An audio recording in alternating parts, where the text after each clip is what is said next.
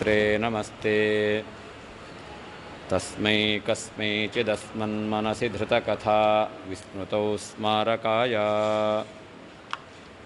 ತಪೋ ವಿದ್ಯಾ ವಿರಕ್ತ್ಯಾದಿ ಸದ್ಗುಣೌಘಾಕರಾನಹಂ ವಾದಿರಾಜಗುರೂನ್ ವಂದೇ ಹಯಗ್ರೀವಪದಾಶ್ರಯಾನ್. ಚಾರ್ವಾಕ ಮತವನ್ನು ನಿರಾಕರಣೆ ಮಾಡುವಂಥ ಸಂದರ್ಭದಲ್ಲಿ ಯಥೇಚ್ಛ ಭೋಗವನ್ನು ಮಾಡಿದರೆ ಅದರಿಂದ ಆಗತಕ್ಕಂತಹ ಅನರ್ಥ ಏನು ಅಂತ ನಿರೂಪಣೆ ಮಾಡ್ತಾ ಇದ್ದಾರೆ. ಖಿನ್ನಭಾರಾಯ ಮಹತೆ ಬಹುದಾರ ಪರಿಗ್ರಹ ಪರಸ್ಪರ ವಿರೋಧಾದ್ಯೈಃ ಪತ್ಯುರ್ಮೃತ್ಯುಪ್ರದಾಹಿತೆ. ಕಾಮೋಪಭೋಗ, ಯಥೇಚ್ಛವಾಗಿರತಕ್ಕಂತಹ ಸುಖವನ್ನು ಅನುಭವಿಸಿದರೆ ಆಗತಕ್ಕಂತಹ ಅನರ್ಥಗಳೇನು ಅದನ್ನು ಹೇಳ್ತಾ ಇದ್ದಾರೆ. ಚಾರ್ವಾಕ ಮತದಲ್ಲಿ ಯಾವ ರೀತಿಯಾದ ನಿರ್ಬಂಧವೂ ಇಲ್ಲ. ಅವರ ಸಿದ್ಧಾಂತವನ್ನು ಅಧ್ಯಯನ ಮಾಡಿದ್ದರಿಂದಾಗಿ ಯಥೇಚ್ಛವಾದ ಭೋಗವನ್ನು ಮಾಡಬಹುದು ಅನ್ನೋದೇ ಅವರ ಸಿದ್ಧಾಂತದ ಮುಖ್ಯ ಪ್ರಯೋಜನ ಅಂತ ಹೇಳಿದರು.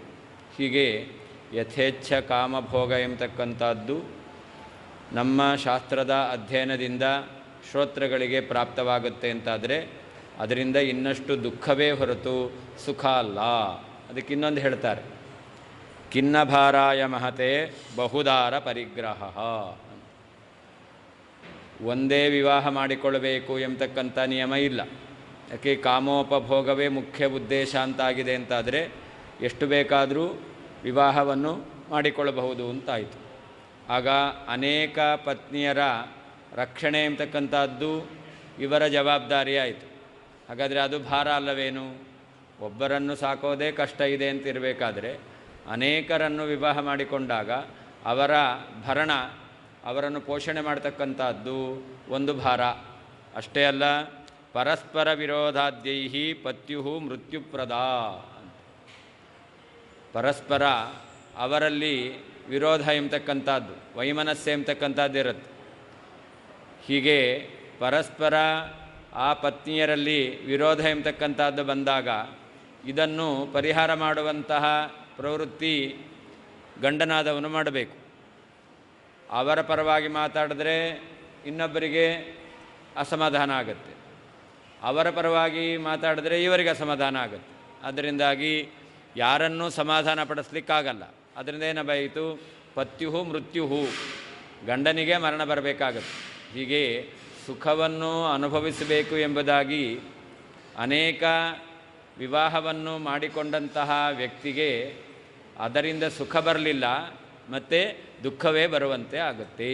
ಅದರಿಂದ ನಿನ್ನ ಶಾಸ್ತ್ರವನ್ನು ಅಧ್ಯಯನ ಮಾಡಿ ಯಥೇಚ್ಛವಾದ ಸುಖವನ್ನು ಅನುಭವಿಸಬಹುದು ಅಂತ ಪ್ರವೃತ್ತಿ ಮಾಡಿದರೆ ಅದರಿಂದ ದುಃಖ ವಿನಃ ಸುಖ ಇಲ್ಲವೇ ಇಲ್ಲ. ಬಹುದಾರ ಪರಿಗ್ರಹ, ಅನೇಕ ಪತ್ನಿಯರನ್ನು ಸ್ವೀಕಾರ ಮಾಡುವುದು. ಮಹತೆ ಭಾರಾಯ, ಪೋಷಣ ಧನ ಇವುಗಳ ವ್ಯಯ ಎಂಬತಕ್ಕಂಥದ್ದು, ಪೋಷಣಾದಿಗಳಿಗೆ ಧನ ಬಲ ಇವುಗಳ ವ್ಯಯ ಎಂಬತಕ್ಕಂಥದ್ದಾಗುವುದರಿಂದ ಮಹಾಭಾರಕ್ಕಾಗಿ ನ ಕಿಂ ಕಾರಣ ಆಗುವುದಿಲ್ಲವೇನು? ತೇ ಆ ನಿನ್ನ ಪತ್ನಿಯರು ಪರಸ್ಪರ ವಿರೋಧಾದ್ಯೈಃ ಪರಸ್ಪರ ದ್ವೇಷಾದಿಗಳಿಂದ ಪತ್ಯು ಗಂಡನಾದಂತಹ ನಿನಗೆ ಮೃತ್ಯುಪ್ರದಾಹಿ ಮರಣವನ್ನು ತಂದುಕೊಡುವವರೇ ಆಗುತ್ತಾರೆ. ಬಹುದಾರ ಪರಿಗ್ರಹ, ಅನೇಕ ಪತ್ನಿಯರನ್ನು ಸ್ವೀಕಾರ ಮಾಡತಕ್ಕಂಥದ್ದು. ಮಹತೆ ಭಾರಾಯ, ಪೋಷಣಾದಿಗಳಿಂದ ಧನ ಬಲ ಇವುಗಳ ವ್ಯಯ ಆಗುವುದರಿಂದ ಮಹಾಭಾರಕ್ಕಾಗಿಯೇ ನಕಿಂ ಕಾರಣ ಆಗುವುದಿಲ್ಲವೇನು? ತೇ ನಿನ್ನ ಆ ಪತ್ನಿಯರು ಪರಸ್ಪರ ವಿರೋಧಾದ್ಯೈಃ ಪರಸ್ಪರವಾಗಿ ದ್ವೇಷಾದಿಗಳನ್ನು ಮಾಡಿಕೊಳ್ಳುವುದರಿಂದ ಪತ್ಯು ಗಂಡನಿಗೆ ಮೃತ್ಯುಪ್ರದಾಹಿ ಮರಣವನ್ನು ತಂದುಕೊಡುವವರೇ ಆಗುತ್ತಾರೆ.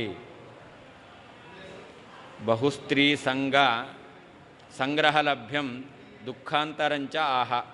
ಹಿಂದೆ ಬಹುಸ್ತ್ರೀ ಸಂಪರ್ಕವನ್ನು ಮಾಡಿದ್ದರಿಂದಾಗಿ ಅವರಿಗೆ ಬಹುಸ್ತ್ರೀ ಭೋಗತೋ ರೋಗಾಹ ಅಂತ ಹೇಳಿದ್ರು. ಅನೇಕ ವಿಧವಾದ ರೋಗ ಎಂಬತಕ್ಕಂಥದ್ದು ಬರುತ್ತೆ ಅಂತ ಒಂದು ಅನಿಷ್ಟ. ಕೇವಲ ಬಹುಸ್ತ್ರೀ ಸಂಪರ್ಕದಿಂದ ರೋಗ ಮಾತ್ರ ಅಲ್ಲ, ಅದರಿಂದ ಆಗತಕ್ಕಂತಹ ದುಃಖಾಂತರಂಚ ಇನ್ನೊಂದು ವಿಧವಾದ ದುಃಖವೂ ಇದೆ ಅನ್ನೋದನ್ನು ಇಲ್ಲಿ ಹೇಳ್ತಾ ಇದ್ದಾರೆ.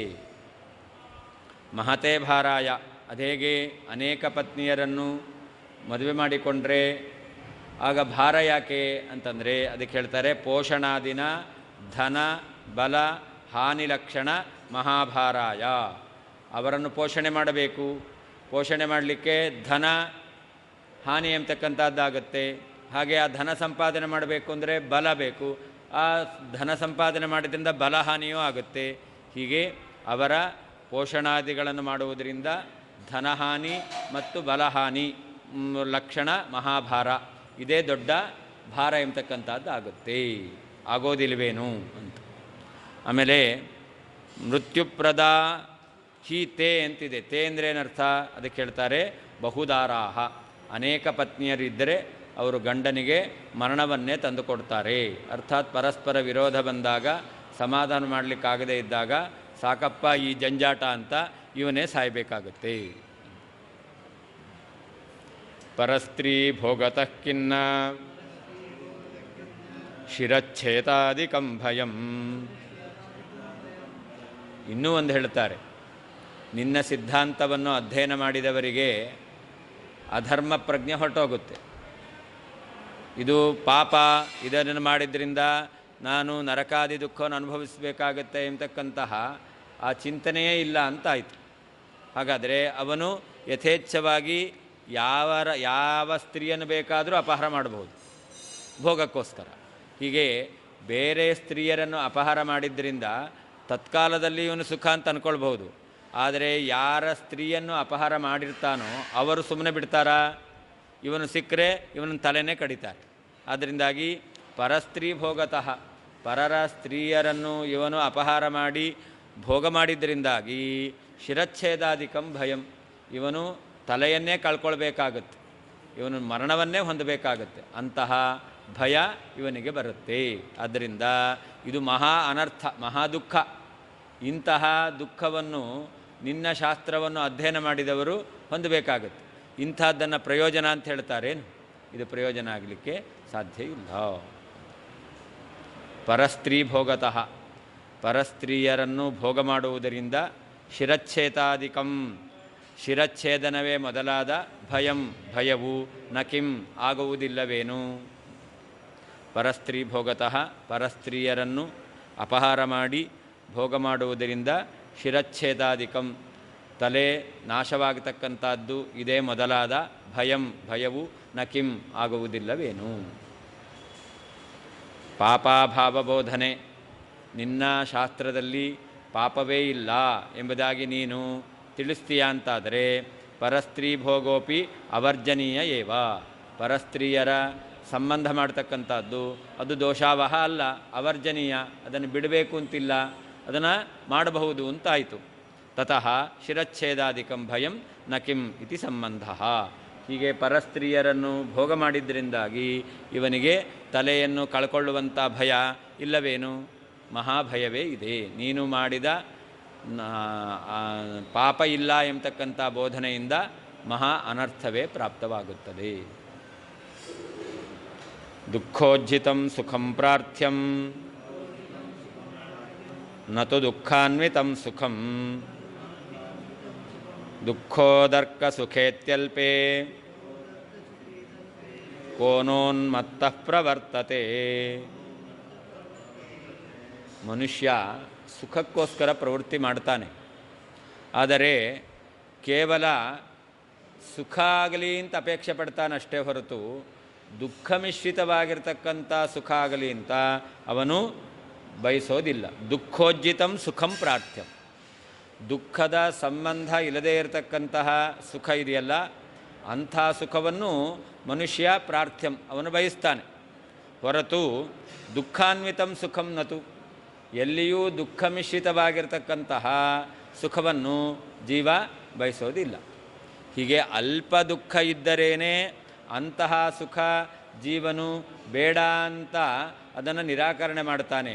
ಎಲ್ಲಿ ದುಃಖೋದರ್ಥ ಸುಖೇ ಅತ್ಯಲ್ಪೆ, ದುಃಖ ಎಂಬತಕ್ಕಂಥದ್ದು ಜಾಸ್ತಿಯಾಗಿದೆಯೋ, ಸುಖ ಎಂಬತಕ್ಕಂಥದ್ದು ಅಲ್ಪವಾಗಿದೆಯೋ ಅಂಥ ಕಡೆಯಲ್ಲಿ ಹುಚ್ಚ ಮಾತ್ರ ಪ್ರವೃತ್ತಿ ಮಾಡ್ಬೋದು. ಹುಚ್ಚನನ್ನು ಬಿಟ್ಟು ಬೇರೆ ಯಾರೂ ಕೂಡ ಅಂತಹ ಪ್ರವೃತ್ತಿಯನ್ನು ಮಾಡಲಿಕ್ಕೆ ಸಾಧ್ಯವೇ ಇಲ್ಲ. ಪ್ರತಿಯೊಬ್ಬರಿಗೂ ಸುಖಮೇವ ಮೇ ಸ್ಯಾತ್ ದುಃಖಂ ಮನಾಗಪಿ ಮಾಭೂತ್. ಜೀವ ಯಾವತ್ತೂ ಸುಖವನ್ನೇ ಅನುಭವಿಸಬೇಕು, ದುಃಖದ ಲೇಷವೂ ಬೇಡ. ಅಷ್ಟೇ ಅಲ್ಲ, ದುಃಖದ ಸಂಬಂಧ ಇರತಕ್ಕಂತಹ ಸುಖವೂ ಬೇಡ ಎಂಬುದಾಗಿ ಜೀವ ಅದನ್ನು ಬಯಸ್ತಾನೆ. ಅಲ್ಪವಾಗಿರ್ತಕ್ಕಂತಹ ದುಃಖದಿಂದ ಕೂಡಿದ್ರೂ ಆ ಸುಖ ಬೇಡ ಅಂತಾನೆ, ಕೇವಲ ಸುಖ ಬೇಕು ಅಂತ. ಹಾಗಿರಬೇಕಾದರೆ ಬರೀ ದುಃಖದಿಂದಲೇ ಕೂಡಿರ್ತಕ್ಕಂತಹ ಸುಖವನ್ನು, ಅಲ್ಪವಾದ ಸುಖವನ್ನು ಯಾರು ಬಯಸ್ತಾನೆ? ಇವನಿಗೆ ಹಿಂದೆ ಹೇಳಿದ ನಿನ್ನ ಪಾಪ ಇಲ್ಲ ಎಂಬತಕ್ಕಂಥ ಉಪದೇಶದಿಂದ ಅನೇಕ ವಿಧವಾಗಿರ್ತಕ್ಕಂತಹ ದುಃಖದ ಬಾಹುಲ್ಯ, ದುಃಖದ ಆಧಿಕ್ಯ ಇರತಕ್ಕಂತಹ ಸುಖ ಪ್ರಾಪ್ತಿ ಆಗ್ತಾ ಇದೆ. ಇದನ್ನು ಯಾವ ಹುಚ್ಚ ತಾನೇ ಬಯಸ್ಬೋದಷ್ಟೇ ಹೊರತು ಬೇರೆಯವರು ಬಯಸಲಿಕ್ಕೆ ಸಾಧ್ಯ ಇಲ್ಲ.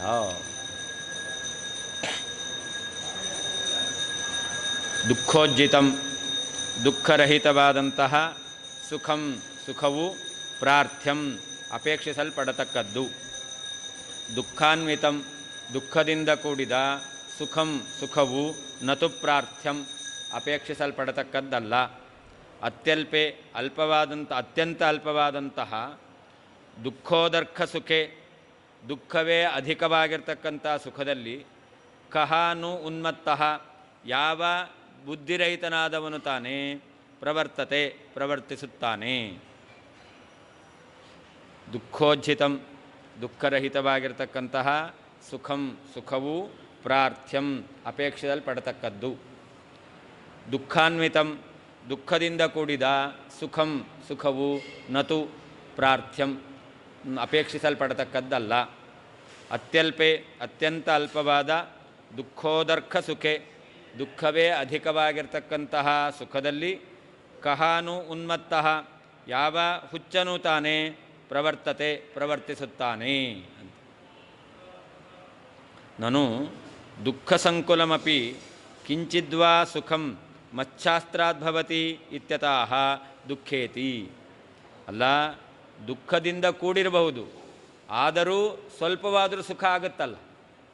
ಪರಸ್ತ್ರೀ ಸಂಬಂಧವನ್ನು ಮಾಡಿದ್ದರಿಂದಾಗಿ ಅವನಿಗೆ ದುಃಖಾದಿಗಳಿರಬಹುದು, ಆದರೆ ಸುಖ ಎಂಬತಕ್ಕಂಥದ್ದು ಆಯ್ತಲ್ಲ. ಅಂದರೆ ದುಃಖದಿಂದ ಕೂಡಿದ್ರೂ ಕೂಡ ಸುಖ ಎಂಬತಕ್ಕಂಥದ್ದು ಇದೆಯಲ್ಲ ಅಂತಂದರೆ ಅದಕ್ಕೆ ಹೇಳ್ತಾರೆ ಮಚ್ಛಾಸ್ತ್ರಾತ್ ಸುಖಂ ಭವತಿ. ನನ್ನ ಶಾಸ್ತ್ರವನ್ನು ಅಧ್ಯಯನ ಮಾಡಿದ್ರಿಂದ, ಪಾಪ ಇಲ್ಲ ಅಂತ ಹೇಳಿದ್ರಿಂದ ಅವನಿಗೆ ಸುಖ ಆಗುತ್ತಲ್ಲ ಅಂತಂದರೆ ಆ ಸುಖ ಸುಖವೇ ಅಲ್ಲ ಅಂತ. ದುಃಖೋಜ್ಜಿತಂ ಅಂದರೆ ದುಃಖರಹಿತಂ, ದುಃಖ ಇಲ್ಲದೇ ಇರತಕ್ಕಂಥದ್ದು, ದುಃಖ ಶೂನ್ಯವಾಗಿರ್ತಕ್ಕಂತಹ ಸುಖವನ್ನು ಜೀವರು ಬಯಸ್ತಾರೆ. ದುಃಖೋದರ್ಥ ಸುಖೆ ಅಂತಂದರೆ ಏನರ್ಥ?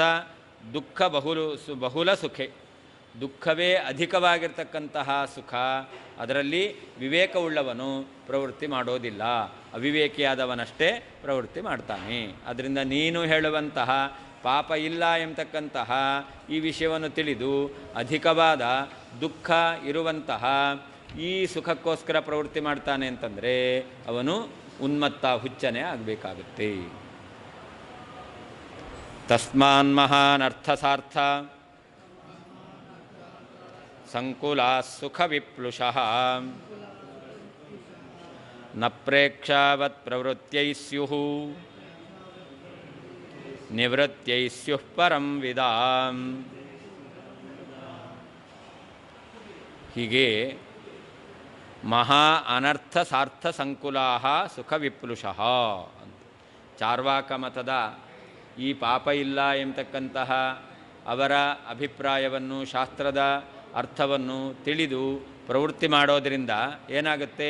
ಸುಖ ವಿಪ್ಲುಷಃ, ಅಲ್ಪವಾಗಿರ್ತಕ್ಕಂಥ ಸುಖದ ಕಣ, ಸುಖದ ಬಿಂದುಗಳು, ಅದರ ಜೊತೆಯಲ್ಲಿ ಅನರ್ಥ ಸಾರ್ಥ ಸಂಕುಲಾ, ಅನೇಕ ದುಃಖಗಳಿಂದ ಕೂಡಿರ್ತಕ್ಕಂತಹ ಈ ಸುಖದ ಲೇಷ ಎಂಬತಕ್ಕಂಥದ್ದು ಮಾತ್ರ ಸಿಗುತ್ತಾ ಇದೆ. ಇಂತಹ ದುಃಖದ ಆಧಿಕ್ಯ ಇರುವ ಅಲ್ಪವಾದ ಸುಖ ಇರತಕ್ಕಂಥದ್ರಲ್ಲಿ ಯಾರೂ ಕೂಡ ಪ್ರವೃತ್ತಿ ಮಾಡೋದಿಲ್ಲ. ನ ಪ್ರೇಕ್ಷಾವತ್ ಪ್ರವೃತ್ತೈ ಸ್ಯುಃ, ಈ ರೀತಿಯಾಗಿರ್ತಕ್ಕಂತಹ ಅಲ್ಪವಾಗಿರ್ತಕ್ಕಂತಹ ಸುಖ ಅದನ್ನು ಬಯಸಲಿಕ್ಕೆ ಬುದ್ಧಿವಂತರು ಪ್ರವೃತ್ತಿ ಮಾಡೋದಿಲ್ಲ. ಮತ್ತೇನು ಮಾಡ್ತಾರೆ? ಇಂತಹ ದುಃಖ ಅಧಿಕವಾಗಿದೆ, ಸುಖ ಅಲ್ಪವಾಗಿದೆ ಅಂತ ತಿಳಿದರೆ ಅಂಥ ಶಾಸ್ತ್ರದಿಂದ ನಿವೃತ್ತರಾಗ್ತಾರೆ, ಹೊರತು ಆ ಶಾಸ್ತ್ರವನ್ನು ಅಧ್ಯಯನ ಮಾಡಲಿಕ್ಕೆ ಪ್ರವೃತ್ತಿ ಮಾಡೋದಿಲ್ಲ. ತಸ್ಮಾತ್ ಚಾರ್ವಾಕ ಮತ ಅನುಸರಣೆ ಮಾಡುವುದರಿಂದ ಸಿಗುವಂತಹ ಫಲವು ಅದು ಮಹಾನರ್ಥ ಸಾರ್ಥ ಸಂಕುಲಾಹ, ಅನೇಕ ದೊಡ್ಡದಾದಂತಹ ದುಃಖಗಳ ಸಮೂಹದಿಂದ ಕೂಡಿದ ಸುಖವಿಪ್ಲುಷಃ, ಸುಖದ ಬಿಂದುಗಳು ಪ್ರೇಕ್ಷಾವತ್ ಪ್ರವೃತ್ತೈ, ವಿವೇಕಿಗಳ ಪ್ರವೃತ್ತಿಗೆ ನಸ್ಯುಹು ಕಾರಣವಾಗುವುದಿಲ್ಲ. ವಿದಾಂ ಪರಂ ಮತ್ತೆ ವಿದಾಂ ಜ್ಞಾನಿಗಳ ನಿವೃತ್ತೈ, ಆ ಶಾಸ್ತ್ರದ ತ್ಯಾಗಕ್ಕೆ ಸ್ಯುಹು ಕಾರಣಗಳು ಆಗುತ್ತವೆ. ತಸ್ಮಾತ್ ಚಾರ್ವಾಕ ಮತ ಅನುಸರಣೆಯಿಂದ ಸಿಗುವಂತಹ ಫಲವು ಅದು ಅಲ್ಪವಾದ್ದರಿಂದ ಮಹಾನರ್ಥ ಸಂಕುಲಾಹ, ಮಹಾನರ್ಥ ಸಾರ್ಥ ಸಂಕುಲಾಹ, ದೊಡ್ಡ ದೊಡ್ಡದಾದ ದುಃಖಗಳ ಸಮುದಾಯದಿಂದ ಕೂಡಿದಂತಹ ಸುಖವಿಪ್ಲುಷಃ, ಸುಖದ ಬಿಂದುಗಳು, ಅಲ್ಪವಾಗಿರ್ತಕ್ಕಂಥ ಸುಖಗಳು ಪ್ರೇಕ್ಷಾವತ್ ಪ್ರವೃತ್ತೈ, ಜ್ಞಾನಿಗಳು ಆ ಶಾಸ್ತ್ರದ ಅಧ್ಯಯನದಲ್ಲಿ ಪ್ರವೃತ್ತಿ ಮಾಡಲಿಕ್ಕೆ ನಸ್ಯುಹು ಕಾರಣ ಆಗುವುದಿಲ್ಲ. ಮತ್ತು ಪರಂತು ಪರಂ ಮತ್ತು ವಿದಾಂ ಜ್ಞಾನಿಗಳ ನಿವೃತ್ತೈ, ಆ ಶಾಸ್ತ್ರದ ಅಧ್ಯಯನವನ್ನು ಬಿಡಲಿಕ್ಕೆ ಸ್ಯುಹು ಕಾರಣಗಳಾಗುತ್ತವೆ. ಮಹಾನರ್ಥಾಹ, ಯಾವುದು ಮಹಾನರ್ಥ? ಅದನ್ನು ಹೇಳ್ತಾರೆ ಪೂರ್ವೋಕ್ತಾಹ ಅಂತ. ಹಿಂದೆ ಹೇಳಿದ ಅನೇಕ ಸ್ತ್ರೀಯರನ್ನು ಭೋಗ ಮಾಡೋದರಿಂದ ರೋಗ, ಅಷ್ಟೇ ಅಲ್ಲ ಅನೇಕ ಸ್ತ್ರೀಯರನ್ನು ಪೋಷಣೆ ಮಾಡೋದರಿಂದಾಗಿ ಆಗತಕ್ಕಂಥ ಧನಹಾನಿ, ಬಲಹಾನಿ ಮತ್ತು ಶಿರಚ್ಛೇದಾದಿ, ಈ ರೀತಿಯಾಗಿರ್ತಕ್ಕಂತಹ ಪೂರ್ವೋಕ್ತಾಹ ಮಹಾನರ್ಥಾಹ, ಹಿಂದೆ ಹೇಳಿದ ಅನೇಕ ದುಃಖಗಳು ಎಂಬತಕ್ಕಂಥದ್ದಿದೆ. ತೇಷಾಂ ಸಾರ್ಥಾಹ, ಆ ದುಃಖಗಳ ಸಾರ್ಥ ಅಂದರೆ ಸಮೂಹ, ಆ ಸಮೂಹದಿಂದ ಸಂಕುಲಾಹ ಕೂಡಿದ್ದು ಯಾವುದು? ಸುಖವಿಪ್ಲುಷಃ ಅಂದರೆ ಅಲ್ಪವಾಗಿರ್ತಕ್ಕಂತಹ ಸುಖಗಳು. ಅದು ಪ್ರೇಕ್ಷಾವತ್ ಪ್ರವೃತ್ತಿ ನ ಸ್ಯುಹು, ಜ್ಞಾನಿಗಳು ಪ್ರವೃತ್ತಿ ಮಾಡಲಿಕ್ಕೆ ಕಾರಣ ಆಗೋದಿಲ್ಲ. ತದುದ್ದೇಶ್ಯ ಪ್ರೇಕ್ಷಾವಂತಹ ನ ಪ್ರವರ್ತಂತೆ ಇತಿ ಯಾವತ್, ಇಂತಹ ದುಃಖವೇ ಅಧಿಕವಾಗಿರುವ ಅಲ್ಪ ಸುಖ ಇರತಕ್ಕಂತಹ ಈ ಫಲವನ್ನು ಉದ್ದೇಶವಾಗಿಟ್ಟುಕೊಂಡು ಪ್ರೇಕ್ಷಾವಂತಹ ಜ್ಞಾನಿಗಳು ನ ಪ್ರವರ್ತಂತೆ, ಪ್ರವೃತ್ತಿಯನ್ನು ಮಾಡೋದಿಲ್ಲ. ಯಾರಾದರೂ 1000 ರೂಪಾಯಿ ಕಳ್ಕೊಳ್ಳಿಕ್ಕೆ 10 ರೂಪಾಯಿ ವಿನಿಯೋಗ ಮಾಡ್ತಾರೆ? ಯಾರೂ ಮಾಡಲ್ಲ. 10 ರೂಪಾಯಿ ಲಾಟ್ರಿ ಟಿಕೆಟ್ ತೊಗೊಂಡ್ರೆ 1000 ರೂಪಾಯಿ ಬರಲಿ ಅಂತಾನೆ, ಹೊರತು 1000 ರೂಪಾಯಿ ಕೊಟ್ಬಿಟ್ಟು 10 ರೂಪಾಯಿ ಬಂದರೆ ಬರಲಿ ಅಂತ ಯಾರೂ ಕೂಡ ಪ್ರವೃತ್ತಿ ಮಾಡೋದಿಲ್ಲ. ಅದರಿಂದ ನೀನು ಹೇಳತಕ್ಕಂತಹ ಈ ಸುಖ ಪ್ರಾಪ್ತಿ ಎಂಬತಕ್ಕಂಥದ್ದು ಅಧಿಕ ಸಂಖ್ಯಾವಾದ ಸುಖ ನಾಶವಾಗ್ತಾ ಇದೆ, ಅಲ್ಪವಾಗಿರ್ತಕ್ಕಂತಹ ಸುಖ ಬರ್ತಾ ಇದೆ, ಅಧಿಕ ಸಂಖ್ಯಾ ದುಃಖ ಬರ್ತಾ ಇದೆ. ಆದ್ದರಿಂದ ಇದನ್ನು ಯಾರೂ ಕೂಡ ಬಯಸೋದಿಲ್ಲ, ಇದಕ್ಕೋಸ್ಕರ ಪ್ರವೃತ್ತಿ ಮಾಡೋದಿಲ್ಲ. ವಿದಾಂ ಜ್ಞಾನಿನಾಂ ಪರಂ ನಿವೃತ್ತಿ ಸ್ಯುಹು, ಮತ್ತು ಜ್ಞಾನಿಗಳು ಇಂತಹ ನಿನ್ನ ಶಾಸ್ತ್ರದ ಅಧ್ಯಯನ ಬಿಡ್ತಾರೆ, ಅದರ ತ್ಯಾಗಕ್ಕೆ ಇದು ಕಾರಣ ಆಗುತ್ತಷ್ಟೇ ಹೊರತು ಅಧ್ಯಯನ ಮಾಡಲಿಕ್ಕೆ ಇದು ಕಾರಣ ಆಗೋದಿಲ್ಲ. ಅಜ್ಞಾಸ್ತು ರಾಗತೋ ಭೋಗೆ ಪ್ರವೃತ್ತಾ ಪೂರ್ವಮೇವ ಹಿ ನತೇ ಶಾಸ್ತ್ರಮಪೇಕ್ಷಂತೆ ನಾಪಿ ಧರ್ಮಾಂಕುಶಾದ್ಭಯಂ ರಾಗೋದ್ರೇಕಾಖ್ಯ ದುಷ್ಪ್ರೇಕ್ಷ ರೂಕ್ಷ ಹರ್ಯಕ್ಷ ರಕ್ಷಿಣಾಂ. ಚಾರ್ವಾಕರು ಹೇಳ್ತಾರೆ, ಯಾರು ವಿವೇಕಿಗಳಿದ್ದಾರೋ ಅವರಿಗೋಸ್ಕರ ನಮ್ಮ ಶಾಸ್ತ್ರ ಅಲ್ಲ, ಮತ್ತು ಯಾರು ಅಜ್ಞಜನರಿದ್ದಾರೋ ಅಂಥವರಿಗೆ ನಾವು ಈ ಶಾಸ್ತ್ರವನ್ನು ಉಪದೇಶ ಮಾಡ್ತೇವೆ. ಯಾರಿಗೆ ಧರ್ಮದ ಇಲ್ಲ ಎಂಬತಕ್ಕಂಥ ಜ್ಞಾನ ಇಲ್ಲವೋ ಅಂಥವರಿಗೆ ನಾವು ಈ ರೀತಿಯಾದಂಥ ಶಾಸ್ತ್ರವನ್ನು ಉಪದೇಶ ಮಾಡುವ ಮೂಲಕ ಅವರು ಯಥೇಚ್ಛವಾಗಿ ಸುಖವನ್ನು ಅನುಭವಿಸಲಿಕ್ಕೆ ನಾವು ಅವಕಾಶ ಮಾಡಿಕೊಡ್ತೇವೆ ಅಂತ ಹೇಳಿದ್ರೆ ಅದಕ್ಕೆ ಹೇಳ್ತಾರೆ ಅಜ್ಞಾಸ್ತು ರಾಗತೋ ಭೋಗೆ ಪ್ರವೃತ್ತಾ ಪೂರ್ವಮೇವ. ನಿನ್ನ ಶಾಸ್ತ್ರದ ಅವಶ್ಯಕತೆ ಇಲ್ಲದೇನೆ ಅಜ್ಞರಾದವರು ತಮ್ಮಷ್ಟಕ್ಕೆ ತಾನೇ ಅವರು ಮೊದಲೇನೆ ಯಥೇಚ್ಛ ಭೋಗದಲ್ಲಿ ಅವರು ಮುಳುಗಿ ಹೋಗಿದ್ದಾರೆ. ಇವತ್ತು ಲೋಕದಲ್ಲಿ ನೋಡ್ತೇವೆ, ಯಾರಾದರೂ ಸ್ವಲ್ಪ ಧಾರ್ಮಿಕರ ಸಂಬಂಧವುಳ್ಳವರಾಗಿದ್ದಾರೆ ಅಂತಂದರೆ ಅವರಿಗೆ ಮಾತ್ರ ಈ ವಿಧಿ ನಿಷೇಧಗಳು. ಯಾರಿಗೆ ಈ ಧಾರ್ಮಿಕ ವ್ಯಕ್ತಿಗಳ ಸಂಬಂಧ ಎಂಬತಕ್ಕಂಥದ್ದಿಲ್ಲವೋ ಅವರು ಯಥೇಚ್ಛವಾಗಿ ಯಾವುದನ್ನು ಬೇಕಾದರೂ ತಿಂತಾರೆ, ಯಾವಾಗ ಬೇಕಾದರೂ ತಿಂತಾರೆ. ಹೀಗೆ ಅಂತಹ ಅಜ್ಞ ಜನರು ಅವರು ಸ್ವತಃ ಯಥೇಚ್ಛ ಭೋಗದಲ್ಲಿ ನಿನ್ನ ಶಾಸ್ತ್ರದ ಉಪದೇಶಕ್ಕಿಂತ ಮೊದಲೇನೆ ಅವರು ಆಸಕ್ತರಾಗಿದ್ದಾರೆ. ಹಾಗಿರಬೇಕಾದರೆ ಅವರು ಯಥೇಚ್ಛ ಭೋಗದಲ್ಲಿ ಆಸಕ್ತಿಯನ್ನು ಹೊಂದಲಿ ಅಂತ ನಿನ್ನ ಗ್ರಂಥ ಯಾಕೆ ಬೇಕು? ಅದರ ಅವಶ್ಯಕತೆ ಇಲ್ಲವೇ ಇಲ್ಲ ಅಂತ. ನತೇ ಶಾಸ್ತ್ರಂ ಅಪೇಕ್ಷಂತೆ ಅಂತ ಅವರು ನಿನ್ನ ಶಾಸ್ತ್ರವನ್ನು ಬಯಸೋದಿಲ್ಲ ಅಂತ. ಅಷ್ಟೇ ಅಲ್ಲ, ಅವರಿಗೆ ಧರ್ಮ ಎಂಬತಕ್ಕಂಥದ್ದು ಪುಣ್ಯ ಏನು, ನಾನು ಈ ರೀತಿಯಲ್ಲಿ ಮಾಡಿದ್ರೆ ಪಾಪ ಬರುತ್ತೆ ಎಂಬತಕ್ಕಂಥ ಭಯ ಇದೆಯೋ ಏನೋ. ಆದ್ದರಿಂದಾಗಿ ಅವರು ಆ ನಿಷಿದ್ಧವಾದಂಥದ್ದನ್ನು ಪಾಪ ಭಯದಿಂದ ಬಿಡಬಹುದು ಅಂತಂದರೆ ಅದಕ್ಕೆ ಹೇಳ್ತಾರೆ ಧರ್ಮಾಂಕುಶಾದ್ ಭಯಂ ನಾಪಿ. ಅವರಿಗೆ ಇಂತಹ ಯಥೇಚ್ಛವಾದ ಭೋಗವನ್ನು ಮಾಡಿದ್ದರಿಂದಾಗಿ ನನಗೆ ಪಾಪ ಬರುತ್ತೆ ಎಂಬತಕ್ಕಂತಹ ಭಯವೂ ಇಲ್ಲ. ಯಾಕಿಲ್ಲ ಅಂತಂದರೆ ಅದಕ್ಕೆ ಹೇಳ್ತಾರೆ ರಾಗೋದ್ರೇಖಾಖ್ಯ ದುಷ್ಪ್ರೇಕ್ಷ ರೂಕ್ಷಹರ್ಯಕ್ಷ ರಕ್ಷಿಣಾಂ. ಯಾರಿಗೆ ಭಯ ಇರುತ್ತೆ? ಯಾರಲ್ಲಿ ತಮ್ಮ ರಕ್ಷಣೆಗೆ ಬೇಕಾಗಿರ್ತಕ್ಕಂತಹ ಉಪಾಯ ಇಲ್ಲ ಅಂತಾದರೆ ಭಯ ಆಗುತ್ತೆ. ನಮ್ಮ ಮನೆಯಲ್ಲಿ ನಾಯಿ ಇದೆ ಅಂತಂದರೆ ಅವಾಗ ನಮಗೆ ನಿಶ್ಚಿಂತೆ, ಯಾಕೆ ನಾವೇನು ಮಾಡಬೇಕಾಗಿಲ್ಲ, ನಾಯೇ ಬಂದವರು ನೋಡ್ಕೊಳ್ಳುತ್ತೆ. ಹಾಗಾದರೆ ನಮ್ಮ ರಕ್ಷಣೆಗೆ ನಾವು ಯಾವುದಾದರೂ ಪ್ರಾಣಿಯನ್ನು ಸಾಕ್ಕೊಂಡಿದ್ದೇವೆ ಅಥವಾ ನಮ್ಮ ಕೈಯಲ್ಲಿ ನಮ್ಮ ರಕ್ಷಣೆಗೆ ಬೇಕಾಗಿರ್ತಕ್ಕಂತಹ ಪಿಸ್ತೂಲ್ ಇದೆ ಅಂತ ಇಟ್ಕೊಂಡ್ರೆ ಅವಾಗ ಯಾರು ಬೇಕಾದ್ರೂ ಬರಲಿ, ಯಾವಾಗೂ ನಮ್ಮ ಹತ್ರ ನಮ್ಮ ರಕ್ಷಣೆಗೆ ಬೇಕಾಗಿರ್ತಕ್ಕಂಥ ಆಯುಧ ಇದೆ ಅಂತ. ಅದು ಪಿಸ್ತೂಲೇ ಆಗಬೇಕಾಗಿಲ್ಲ, ಚೂರಿ ಆಗ್ಬೋದು, ಚಾಕು ಆಗ್ಬೋದು, ಯಾರು ಬೇಕಾದರೂ ಆಗ್ಬೋದು. ಅಂತೂ ಇಂತಹ ಆಯುಧಗಳಿದ್ದೆ ಅಂತಂದರೆ ಅವಾಗ ನಾವು ಭಯಪಡೋದಿಲ್ಲ. ಹಾಗೆ ಈ ಯಾರು ಅಜ್ಞರು ಅಂತ ಹೇಳ್ತೀರಲ್ಲ ಅವರಲ್ಲಿ ಸಿಂಹವೇ ಇದೆ ಅಂತ ಹೇಳ್ತಾರೆ. ರೂಕ್ಷ ಹರ್ಯಕ್ಷ ರಕ್ಷಿಣಾಂ ಅಂತ. ಅವರ ರಕ್ಷಣೆಗೆ ಬೇಕಾಗಿರ್ತಕ್ಕಂತಹ ಸಿಂಹವೇ ಇರಬೇಕಾದರೆ ಅವರಿಗೆ ಭಯ ಎಲ್ಲಿ ಅಂತ. ಯಾವುದು ಸಿಂಹ ಅಂತಂದರೆ ಈ ಪ್ರಾಣಿ ಅಂತ ಆ ಸಿಂಹ ಅಲ್ಲ. ಲೋಕದಲ್ಲಿ ಜೀವರಿಗೆ ತಮ್ಮ ರಕ್ಷಣೆಗೋಸ್ಕರ ಸಿಂಹ ಎಂಬತಕ್ಕಂಥ ಪ್ರಾಣಿ ರಕ್ಷಣೆಗೆ ಆಗುತ್ತೆ. ಯಾರ ಮನೆಯಲ್ಲಿ ಸಿಂಹವನ್ನು ಸಾಕಿದ್ದಾರೋ ಅಂಥವರಿಗೆ ಯಾರ್ದಾದ್ರೂ ಭಯ ಇರುತ್ತಾ? ಇಲ್ಲವೇ ಇಲ್ಲ. ಹಾಗೆಯೇ ಇವರು ಕೂಡ ಸಿಂಹವನ್ನು ಸಾಕಿಕೊಂಡಿದ್ದಾರೆ, ಇವರಿಗೆ ಸಿಂಹದ ರಕ್ಷಣೆ ಇದೆ. ಯಾವುದದು ಅಂತಂದರೆ ರಾಗೋದ್ರೇಕ ಆಖ್ಯ ದುಷ್ಪ್ರೇಕ್ಷ ರೂಕ್ಷ ಹರ್ಯಕ್ಷ ಅಂತ. ಅವರಿಗೆ ಅತಿಯಾದ ಭೋಗವನ್ನು ಮಾಡಬೇಕು ಎಂಬತಕ್ಕಂಥ ಅಪೇಕ್ಷೆ ಇದೆಯಲ್ಲ, ಇದೇನೇ ಅವರಿಗಿರ್ತಕ್ಕಂತಹ ಧರ್ಮ ಇಲ್ಲ, ಪಾಪ ಇಲ್ಲ, ಪಾಪದ ಭಯ ಇಲ್ಲ ಅನ್ನಲಿಕ್ಕೆ ಅದೇ ಸಿಂಹ. ಹಾಗಾದರೆ ಅವರಿಗಿರ್ತಕ್ಕಂತಹ ರಾಗೋದ್ರೇಕ ಅತಿಯಾಗಿರ್ತಕ್ಕಂಥ ಸುಖವನ್ನು ಅನುಭವಿಸಬೇಕು ಎಂಬತಕ್ಕಂಥ ಅಪೇಕ್ಷೆ ಇದೆಯಲ್ಲ, ಇದೇನೇ ಅವರಿಗೆ ಸಿಂಹದಂತೆ ಈ ಪಾಪದಿಂದ ರಕ್ಷಣೆ ಮಾಡ್ತಾ ಇದೆ. ಆದ್ದರಿಂದಾಗಿ ನಿನ್ನ ಶಾಸ್ತ್ರದ ಅವಶ್ಯಕತೆ ಅವರಿಗೆ ಇಲ್ಲವೇ ಇಲ್ಲ ಅಂತ. ಲೋಕದಲ್ಲಿ ತಮ್ಮ ರಕ್ಷಣೆಗೆ ಯಾವುದಾದರೂ ಪ್ರಾಣಿ ಆಯುಧಗಳು ಬೇಕು.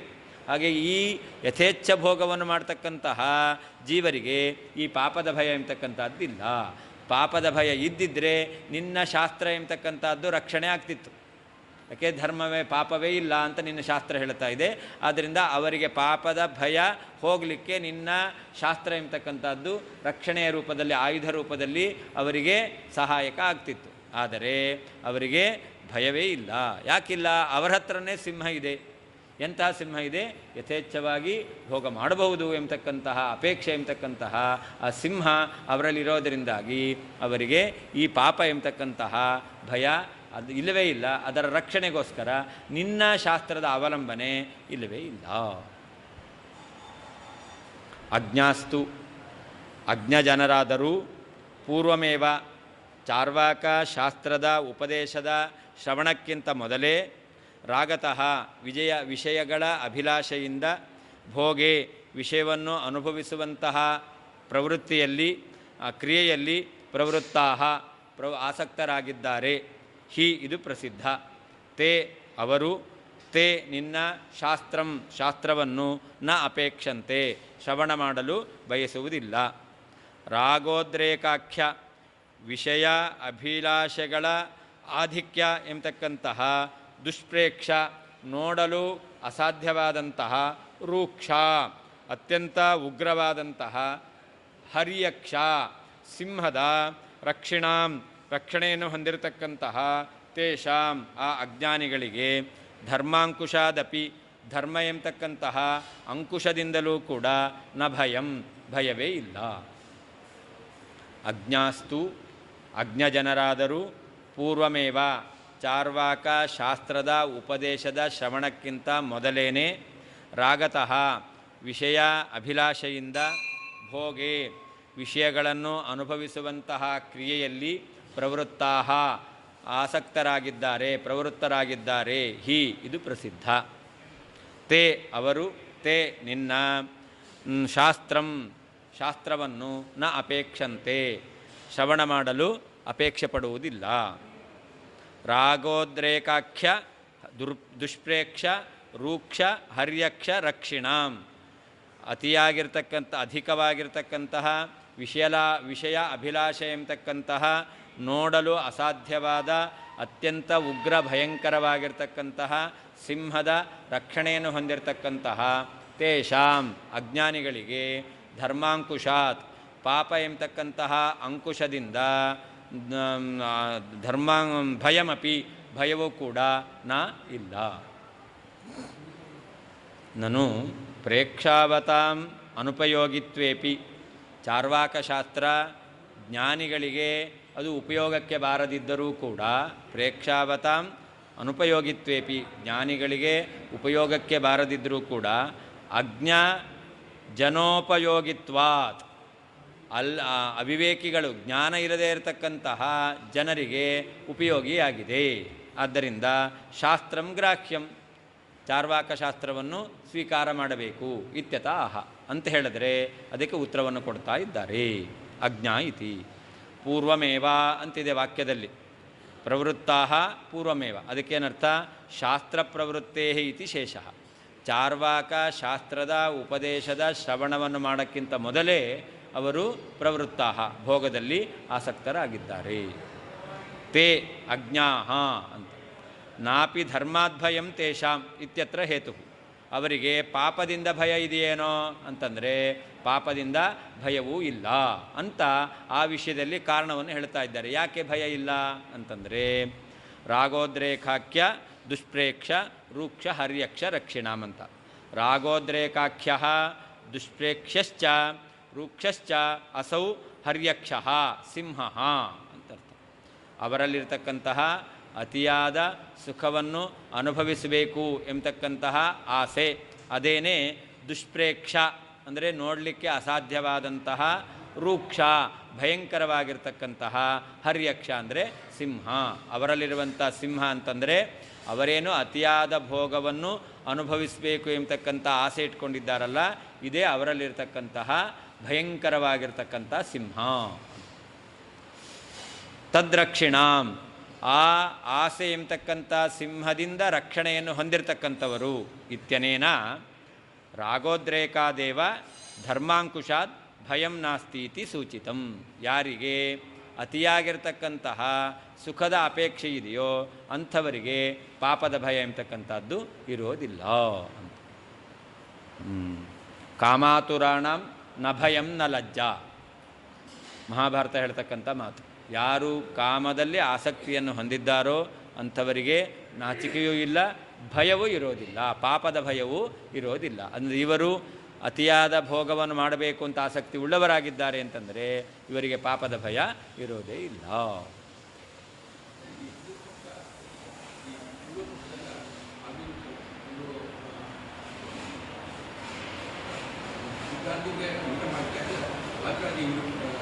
ನೀನು ಹೇಳುವ ವಿಷಯದಲ್ಲಿ ಇಷ್ಟೆಲ್ಲ ಪೂರ್ವಪಕ್ಷಗಳು ಬರುತ್ತೆ ಅಂತ ವಾದಿರಾಜರು ಹೇಳ್ತಾ ಇರೋದು. ಅವರ ಇದರಲ್ಲಿ ಆ ಪ್ರಶ್ನೆ ಬರಲೇ ಇಲ್ಲ ಅವರಿಗೆ ತಲೆಗೆ ಬಂದಿದ್ದು ಆರಾಮವಾಗಿ ಸುಖ ಅನುಭವಿಸ್ಕೊಂಡಿರಬೇಕು ಅಂತ ಅಷ್ಟೇ. ಯಥೇಚ್ಛವಾದ ಸುಖ ಅನುಭವಿಸಬೇಕು ಅಷ್ಟೇ ಅವ್ರ ತಲೆಯಲ್ಲಿರೋದು. ಆದರೆ ಅದರ ಹಿಂದಿರ್ತಕ್ಕಂಥ ಏನರ್ಥ ಎಲ್ಲ ನೀನು ಯೋಚನೆ ಮಾಡಿಲ್ಲ ಅಂತ ಇವರು ಬಿಡಿಬಿಡಿಯಾಗಿ ಹೇಳ್ತಾ ಇದ್ದಾರೆ, ಒಂದೊಂದನ್ನು ಹೇಳ್ತಾ ಇದ್ದಾರೆ. ಅತೋ ನಿಷ್ಫಲಮೇವಾಭೂತ್ ಶಾಸ್ತ್ರಂತೆ ಕ್ಲೀಬಶಸ್ತ್ರವತ್. ಹೀಗೆ ನಿನ್ನ ಶಾಸ್ತ್ರ ಎಂಬತಕ್ಕಂಥದ್ದು ವ್ಯರ್ಥವಾಯಿತು ಅಂತ. ನಿಷ್ಫಲಮೇವ, ಯಾವ ರೀತಿಯಾಗಿರ್ತಕ್ಕಂತಹ ಪ್ರಯೋಜನವೂ ಇಲ್ಲ. ಈ ಶಾಸ್ತ್ರ ಅಧ್ಯಯನ ಮಾಡಿದ್ರಿಂದ ಯಾರಿಗೆ ಲಾಭ? ಹಿಂದೆ ಹೇಳಿದ್ರಲ್ಲ, ದರಿದ್ರರಿಗೋ, ನಿನಗೋ, ಅಥವಾ ಶಿಷ್ಯರಿಗೋ, ಶ್ರೀಮಂತರಿಗೋ, ಅಜ್ಞಾನಿಗಳಿಗೋ, ಯಾರಿಗೋ ಅಲ್ಲ. ಆದ್ದರಿಂದಾಗಿ ನಿನ್ನ ಶಾಸ್ತ್ರ ಅದು ಪ್ರಯೋಜನ ಶೂನ್ಯವಾಯಿತು. ಅದಕ್ಕೆ ಹೇಳ್ತಾರೆ ಕ್ಲೀಬಶಸ್ತ್ರವತ್ ಅಂತ. ನಪುಂಸಕನ ಕೈಯಲ್ಲಿರ್ತಕ್ಕಂತಹ ಆಯುಧದಂತೆ. ನಪುಂಸಕನ ಕೈಯಲ್ಲಿ ಆಯುಧ ಇದೆ, ಆದರೆ ಅವನಿಗೆ ಧೈರ್ಯವೇ ಇಲ್ಲ. ಹಾಗಾದರೆ ಆ ಆಯುಧ ಏನಾಗುತ್ತೆ? ವ್ಯರ್ಥವಾಗುತ್ತೆ. ಹೇಗೆ ನಪುಂಸಕನ ಕೈಯಲ್ಲಿರ್ತಕ್ಕಂತಹ ಶಸ್ತ್ರ ಎಂಬತಕ್ಕಂಥದ್ದು ವ್ಯರ್ಥವೋ, ಹಾಗೆ ನಿನ್ನ ಶಾಸ್ತ್ರವೂ ಕೂಡ ಅದು ಯಾರಿಗೂ ಪ್ರಯೋಜನ ಇಲ್ಲ, ಅದರಿಂದಾಗಿ ಅದು ವ್ಯರ್ಥವಾಗ್ತಾ ಇದೆ. ನಪುಂಸಕನ ಕೈಯಲ್ಲಿರ್ತಕ್ಕಂಥ ಶಸ್ತ್ರ ಅದು ಯಾವುದಕ್ಕೂ ಪ್ರಯೋಜನ ಇಲ್ಲ, ಅದು ವ್ಯರ್ಥ. ಯಾಕೆ? ಧೈರ್ಯವೇ ಇಲ್ಲ ಅಂತಂದರೆ ಅದನ್ನು ಯಾರ ಮೇಲೆ ಪ್ರಯೋಗ ಮಾಡ್ತಾನೆ? ಅದು ಪ್ರಯೋಗ ಮಾಡಲಿಕ್ಕಾಗಲ್ಲ. ಅದರ ಆ ಶಸ್ತ್ರ ವ್ಯರ್ಥವಾಯಿತು. ಹಾಗೆ ಅದು ಯಾರನ್ನು ರಕ್ಷಣೆ ಮಾಡಲಿಕ್ಕೆ ಅದು ಕಾರಣ ಆಗೋದಿಲ್ಲ, ಅದರಿಂದ ವ್ಯರ್ಥವಾಗುತ್ತೋ, ಹಾಗೆ ನಿನ್ನ ಶಾಸ್ತ್ರವೂ ಕೂಡ ಯಾರಿಗೂ ಸುಖವನ್ನು ತಂದುಕೊಡಲಿಕ್ಕೆ ಕಾರಣ ಆಗಿಲ್ಲ, ಅದರಿಂದಾಗಿ ಶಾಸ್ತ್ರವು ವ್ಯರ್ಥವಾಗುತ್ತೆ. ಅತಃ ಹಿಂದೆ ಹೇಳಿದ ರೀತಿಯಲ್ಲಿ ಅನೇಕ ಜೀವರಿಗೆ ಅನೇಕ ವಿಧವಾದ ದುಃಖವೇ ಇರುವುದರಿಂದ ತೇ ನಿನ್ನ ಶಾಸ್ತ್ರವು ಕ್ಲೀಬಶಸ್ತ್ರವತ್ ನಪುಂಸಕನ ಕೈಯಲ್ಲಿರುವಂತಹ ಶಸ್ತ್ರದಂತೆ ನಿಷ್ಫಲಂ ಏವ, ಫಲರಹಿತವಾದದ್ದೇ ಅಭೂತ್, ವ್ಯರ್ಥವೇ ಆಯಿತು ಅಂತ. ಅತಃ ಅನೇಕ ವಿಧವಾದ ದುಃಖ ಇರುವಂತಹದ್ದು ಆದ್ದರಿಂದ ತೇ ನಿನ್ನ ಶಾಸ್ತ್ರವು ಕ್ಲೀಬಶಸ್ತ್ರವತ್ ನಪುಂಸಕನ ಕೈಯಲ್ಲಿರುವಂಥ ಶಸ್ತ್ರದಂತೆ ನಿಷ್ಫಲಂ ಏವ, ವ್ಯರ್ಥವೇ ಅಭೂತ್ ಆಯಿತು. ಪ್ರಯೋಜನ ಅಭಾವ ಸಾಧನಂ ಉಪಸಂಹರತಿ. ನಿನ್ನ ಶಾಸ್ತ್ರಕ್ಕೆ ಪ್ರಯೋಜನ ಅಭಾವ, ಪ್ರಯೋಜನ ಇಲ್ಲ, ಅದನ್ನು ಸಾಧನೆ ಮಾಡಿದ್ದಾರೆ, ಇಷ್ಟು ತನಕ ಅದನ್ನು ತೋರಿಸಿಕೊಟ್ರು, ಅದನ್ನು ಉಪಸಂಹರತಿ, ಅದನ್ನು ಉಪಸಂಹಾರ ಮಾಡುತ್ತಾ ಇದ್ದಾರೆ ಅಂತ. ಅತಃ ಇತಿ, ಅತಃ ಅಂದರೆ ಪೂರ್ವೋಕ್ತ ಪ್ರಕಾರಾತ್ ಅಂತ ಅರ್ಥ. ಹಿಂದೆ ಹೇಳಿದ ಕ್ರಮದಿಂದ ಅಜ್ಞರಿಗಾಗಲಿ, ದರಿದ್ರರಿಗಾಗಲಿ, ಶಿಷ್ಯರಿಗಾಗಲಿ, ಶ್ರೀಮಂತರಿಗಾಗಲಿ, ನಿನಗಾಗಲಿ ಯಾರಿಗೂ ಪ್ರಯೋಜನ ಎಂಬತಕ್ಕಂಥದ್ದು ಇಲ್ಲ ಅಂತ. ಈ ರೀತಿ ಹಿಂದೆ ಹೇಳಿದ ಕ್ರಮದಿಂದ ಕ್ಲೀಬಶಸ್ತ್ರವತ್, ಅದಕ್ಕರ್ಥ ನಪುಂಸಕ ಶಸ್ತ್ರವತ್, ನಪುಂಸಕನ ಕೈಯಲ್ಲಿರುವಂತಹ ಶಸ್ತ್ರದಂತೆ ವ್ಯರ್ಥವಾಗುತ್ತೆ. ಯಥಾ ತಸ್ಮಾತ್ ಪರಾಘಾತಾದಿ ಪ್ರಯೋಜನಂ ನಾಸ್ತಿ ಪ್ರತ್ಯುತ ಸ್ವಸ್ಯೈವ ಕರಕಂಪಾದಿನ ಶಸ್ತ್ರಸ್ಯ ಪತನೆ ಅನರ್ಥಶ್ಚಾಪಿ ತಥಾ ತ್ವಚ್ಛಾಸ್ತ್ರ ನ ಕಿಂಚಿತ್ ಫಲಂ ಅನರ್ಥಸ್ತು ಮಹಾನಿತಿ ಭಾವಃ. ನಪುಂಸಕ ಕೈಯಲ್ಲಿ ಖಡ್ಗ ಹಿಡ್ಕೊಂಡಿದ್ದಾನೆ, ಅವನಿಗೆ ಧೈರ್ಯ ಇಲ್ಲ. ಆದ್ದರಿಂದಾಗಿ ಯಾರು ತನ್ನ ಮೇಲೆ ಆಕ್ರಮಣ ಮಾಡ್ತಾ ಇದ್ದಾರೋ ಅವರ ಮೇಲೆ ಆ ಖಡ್ಗವನ್ನು ಎಸಿಲಿಕ್ಕಾಗಲ್ಲ. ಅಷ್ಟೇ ಅಲ್ಲ, ಎದುರುಗಡೆ ಇರತಕ್ಕಂಥವರನ್ನು ನೋಡಿ ಇವನು ಭಯಪಡ್ತಾ ಇದ್ದಾನಲ್ಲ, ಆದ್ದರಿಂದಾಗಿ ಆ ಖಡ್ಗ ಕೈಯಿಂದ ಜಾರ್ತಾ ಇದೆ. ಜಾರಬೇಕಾದ್ರೆ ಆ ಕೈಯಲ್ಲೇನೆ ಅವನಿಗೆ ಅದು ಗಾಯವನ್ನುಂಟು ಮಾಡುತ್ತೆ.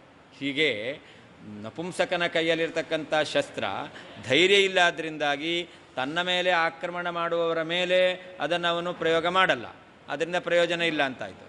ಸರಿ, ತನಗೆ ಅನರ್ಥವೂ ಇದೆ. ಯಾಕೆ? ತಾನು ಗಡಗಡ ನಡುಗ್ತಾ ಇದ್ದಾನೆ, ಆ ಕೈಯಲ್ಲಿರ್ತಕ್ಕಂಥ ಖಡ್ಗ ಅದು ಕೈಯಿಂದ ಜಾರ್ತಾ ಇದೆ. ಆವಾಗ ಕೈ ಆ ಖಡ್ಗಕ್ಕೆ ಅದು ತುಂಬ ಹರಿತವಾಗಿರುತ್ತೆ, ಅದು ತಾಗದಾಗ ಅವನಿಗೆ ಅನರ್ಥ ಆಗುತ್ತೆ. ಹಾಗೆ ನೀನು ರಚನೆ ಮಾಡಿರ್ತಕ್ಕಂಥ ಶಾಸ್ತ್ರ ಬೇರೆಯವರಿಗೂ ಪ್ರಯೋಜನ ಇಲ್ಲ, ಅಷ್ಟೇ ಅಲ್ಲ ನಿನಗೂ ಕೂಡ ಅನರ್ಥಕ್ಕೆ ಕಾರಣ. ಯಾಕೆ? ನಿನಗೂ ಯಾರೂ ಕೂಡ ಹಣವನ್ನು ಕೊಡೋದಿಲ್ಲ. ನೀನು ಯಥೇಚ್ಛವಾಗಿ ಭೋಗ ಮಾಡಬೇಕು ಅಂದರೆ ನಿನಗೆ ಹಣ ಬರಬೇಕು. ನಿನಗೆ ಹಣ ಬರಲಿಕ್ಕೆ, ಕೊಡಲಿಕ್ಕೆ ಯಾರಿಗಾರು ಧರ್ಮಪ್ರಜ್ಞೆ ಇದ್ದರೆ ಉಪಕಾರ ಮಾಡಿದ್ದಾನೆ ಅಂತ ಧನ ಕೊಡ್ತಿದ್ರು.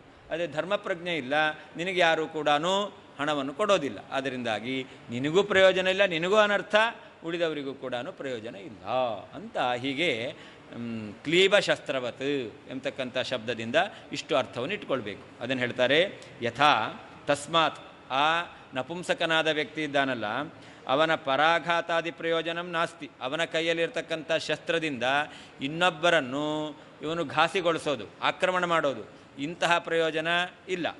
ಪ್ರತ್ಯುತ, ಅಷ್ಟೇ ಅಲ್ಲ, ಸ್ವಸ್ಯೈವ ಕರಕಂಪಾದಿನ, ತನ್ನ ಕೈ ಅಲಗಾಡೋದ್ರಿಂದಾಗಿ ಶಸ್ತ್ರಸ್ಯ ಪತನೆ, ಆ ಅಸ್ತ್ರ ಎಂಬತಕ್ಕಂಥದ್ದು ಶಸ್ತ್ರ ಬಿದ್ದು ಹೋಗಿದೆ ಅಂತಾದರೆ ಅನರ್ಥಶ್ಚ, ಅದರಿಂದ ಅವನಿಗೆ ದುಃಖ ಎಂಬತಕ್ಕಂಥದ್ದು ಕೂಡ ಇದೆ.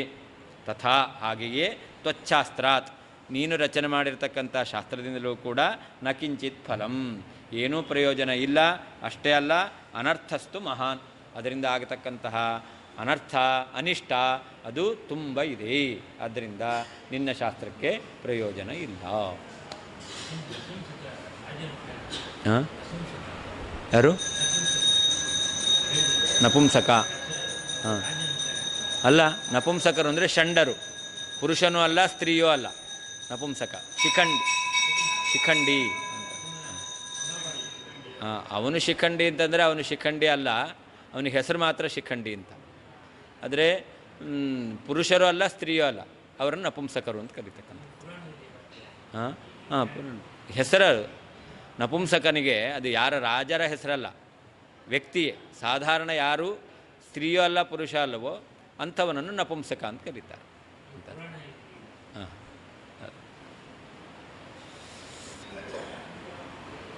ಕಸ್ತೇಧಿಕಾರಿ ಸ್ವಸ್ಥಾತ್ಮ ಮತ್ತಸ್ಯಾಪ್ಯಸ್ತಿ ಮೃತ್ಯುಭೀಃ ವಿಷಯಸ್ಯ ವಿಚಾರಶ್ಚ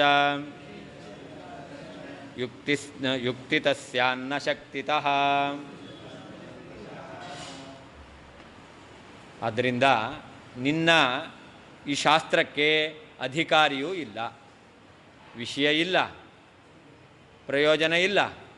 ಯಾರು ವಿಷಯವನ್ನು ಫಲದ ಪ್ರಯೋಜನದ ಉದ್ದೇಶದಿಂದ ವಿಷಯವನ್ನು ತಿಳ್ಕೊಳ್ಳಿಕ್ಕೆ ಪ್ರವೃತ್ತಿ ಮಾಡ್ತಾರೋ ಅವರು ಅಧಿಕಾರಿ. ನಿನ್ನ ಶಾಸ್ತ್ರಕ್ಕೆ ವಿಷಯ ಇಲ್ಲ ಅಂತಾಯಿತು, ನಿನ್ನ ಶಾಸ್ತ್ರಕ್ಕೆ ಫಲವೂ ಇಲ್ಲ ಅಂತಾಯಿತು. ಹಾಗಾದರೆ ಫಲ ಉದ್ದೇಶದಿಂದ ವಿಷಯದಲ್ಲಿ ಪ್ರವೃತ್ತಿ ಮಾಡಲಿಕ್ಕೆ ಯಾರು ಬರ್ತಾರೆ? ವಿಷಯವೇ ಇಲ್ಲ, ಪ್ರಯೋಜನವೇ ಇಲ್ಲ ಅಂತಾದರೆ ಪ್ರಯೋಜನದ ಉದ್ದೇಶದಿಂದ ವಿಷಯವನ್ನು ತಿಳ್ಕೊಳ್ಳಿಕ್ಕೆ ಪ್ರವೃತ್ತಿ ಮಾಡ್ತಕ್ಕಂಥವರು ಯಾರೂ ಇಲ್ಲ. ಅದರಿಂದಾಗಿ ಕಸ್ತೇಧಿಕಾರಿ, ನಿನ್ನ ಶಾಸ್ತ್ರಕ್ಕೆ ಯಾರು ಅಧಿಕಾರಿ ಇದ್ದಾರೆ. ಅಷ್ಟೇ ಅಲ್ಲ, ಅಧಿಕಾರಿಗಳಾಗಬೇಕು. ಯಾರು? ವಿವೇಕಿಗಳಾಗಬೇಕು. ಸ್ವಸ್ಥಾತ್ಮ, ಒಳ್ಳೆ ವಿವೇಕ ಇರತಕ್ಕಂಥವನು ಇದೆಲ್ಲ ವಿಚಾರ ಮಾಡಿದಾಗ ಅವನು ಅಧಿಕಾರಿ ಆಗಲಿಕ್ಕೆ ಸಾಧ್ಯವಿಲ್ಲ. ಯಾರೋ ಹುಚ್ಚರಬೇಕಾದರೆ ನಿನ್ನ ಶಾಸ್ತ್ರಕ್ಕೆ ಅಧಿಕಾರಿಗಳಾಗಬಹುದು. ಅಷ್ಟೇ ಅಲ್ಲ, ಯಾರು ಮತ್ತ ಅಂದರೆ ಮದ ಸುರಾಪಾನಾದಿಗಳನ್ನು ಮಾಡಿ ಉನ್ಮತ್ತನಾಗಿದ್ದಾನೋ, ಮದಭರಿತನಾಗಿದ್ದಾನೋ ಅಂಥವನಿಗೂ ಕೂಡ ಏನಿರುತ್ತೆ? ಮರಣ ಭಯ ಎಂಬತಕ್ಕಂಥದ್ದು ಇದ್ದೇ ಇರುತ್ತೆ. ಅದರಿಂದ ಅವನು ಕೂಡ ಯಥೇಚ್ಛವಾಗಿರ್ತಕ್ಕಂತಹ ಭೋಗವನ್ನು ಮಾಡಲಿಕ್ಕೆ ಪ್ರವೃತ್ತಿ ಮಾಡಲ್ಲ. ಹೀಗೆ ಯಾರು ಮದಭರಿತನಾಗಿದ್ದಾನೋ ಅಂದರೆ ಮದ್ಯಪಾನಾದಿಗಳನ್ನು ಮಾಡಿ ಬುದ್ಧಿಯನ್ನು ಹಿಡಿತದಲ್ಲಿ ಇಟ್ಟುಕೊಂಡಿಲ್ವೋ ಅಂಥ ವ್ಯಕ್ತಿಯೂ ಕೂಡ ಮರಣ ಭಯವನ್ನು ಹೊಂದಿರ್ತಾನೆ. ಅದರಿಂದ ಅವನಿಗೂ ಮರಣ ಭಯ ಇರೋದರಿಂದ ನಿನ್ನ ಶಾಸ್ತ್ರಕ್ಕೆ ಅವನು ಅಧಿಕಾರಿ ಅಲ್ಲ. ತಲೆ ಸರಿಯಿರುವವನು ನಿನ್ನ ಶಾಸ್ತ್ರಕ್ಕೆ ಅಧಿಕಾರಿ ಆಗಲ್ಲ.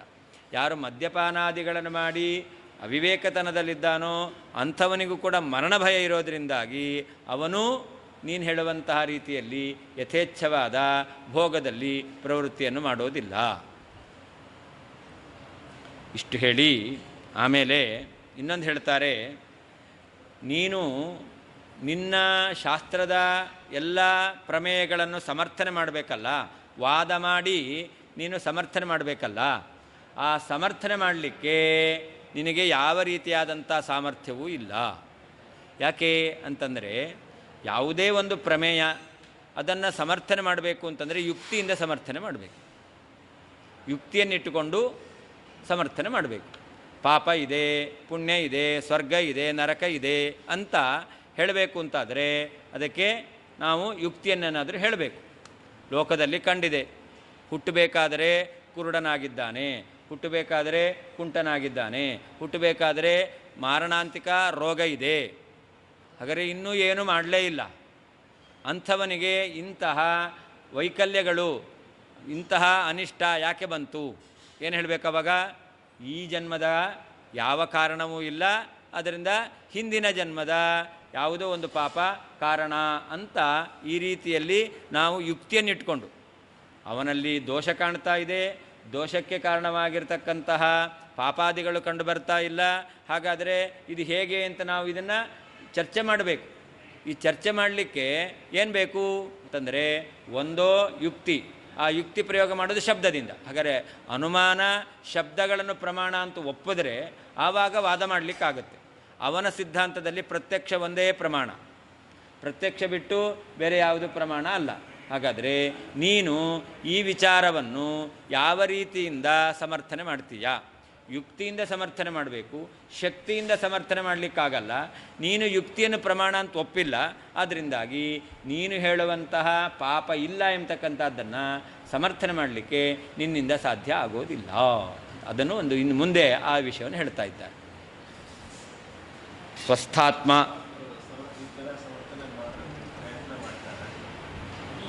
ಯಾರು ಮಾಡ್ತಾರೆ, ಆದರೆ ಮಾಡಬಾರ್ದು. ಯಾಕೆ? ಯುಕ್ತಿಯೂ ಪ್ರಮಾಣ ಅಲ್ಲ, ಶಬ್ದವೂ ಪ್ರಮಾಣ ಅಲ್ಲ. ಶಬ್ದ ಯುಕ್ತಿಗಳನ್ನು ಪ್ರಮಾಣ ಅಲ್ಲ ಅಂತ ಒಪ್ಪಿರೋದ್ರಿಂದ ಕೇವಲ ಪ್ರತ್ಯಕ್ಷದಿಂದ ವಾದ ಮಾಡಲಿಕ್ಕಾಗತ್ತೆ? ಅದರಿಂದ ವಾದ ಮಾಡಲಿಕ್ಕೆ ಆಗೋದಿಲ್ಲ. ಇಂದ ನಿನ್ನ ಸಿದ್ಧಾಂತದ ಪ್ರಮೇಯಗಳನ್ನು ನೀನು ಪ್ರತಿವಾದಿಗಳಿಗೆ ಸಮರ್ಥನೆ ಮಾಡಲಿಕ್ಕಾಗೋದಿಲ್ಲ. ಎಲ್ಲೂ ಆಗಲ್ಲ, ಎಲ್ಲೂ ಆಗಲ್ಲ. ಅದನ್ನೇ ಹೇಳ್ತಾ ಇದ್ದಾರೆ.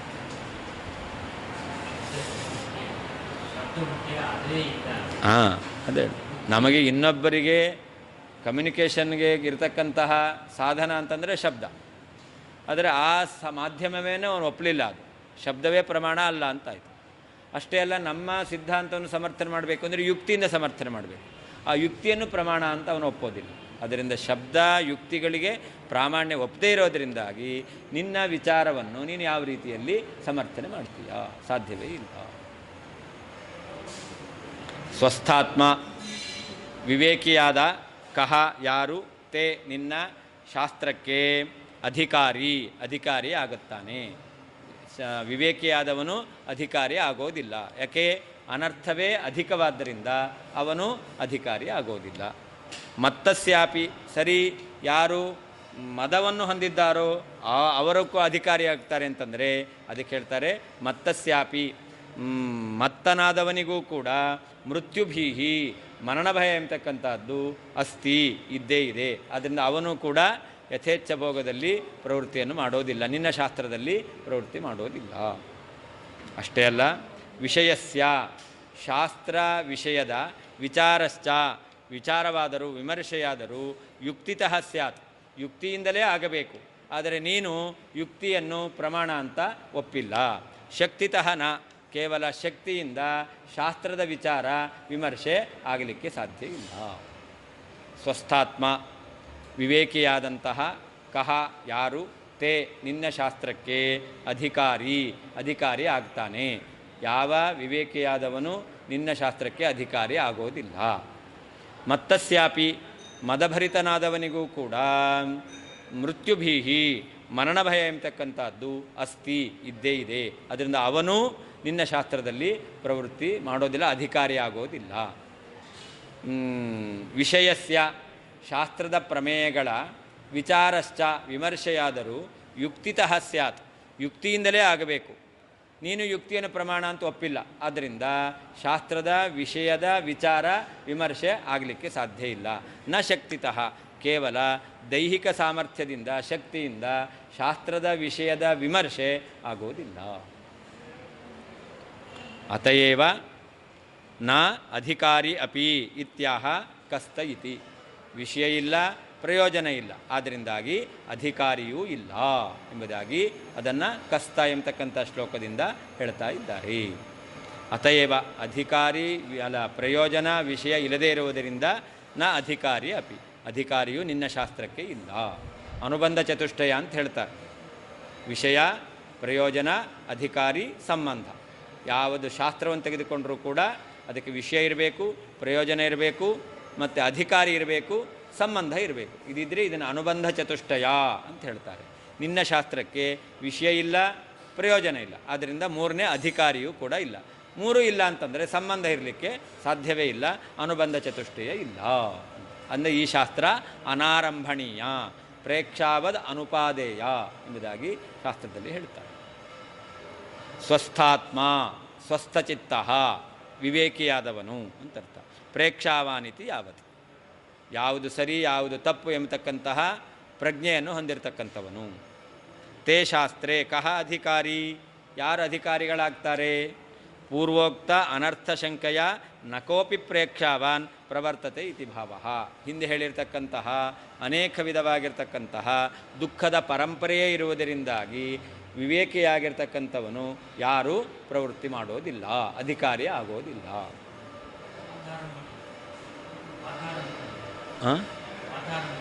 ವಾಚಾರಂಭಣ ಅದು ಬೇರೆ, ಇದು ಅನಾರಂಭಣೀಯ. ಶಾಸ್ತ್ರವು ಅಧ್ಯಯನ ಮಾಡಲಿಕ್ಕೆ ಯೋಗ್ಯ ಆಗೋದಿಲ್ಲ.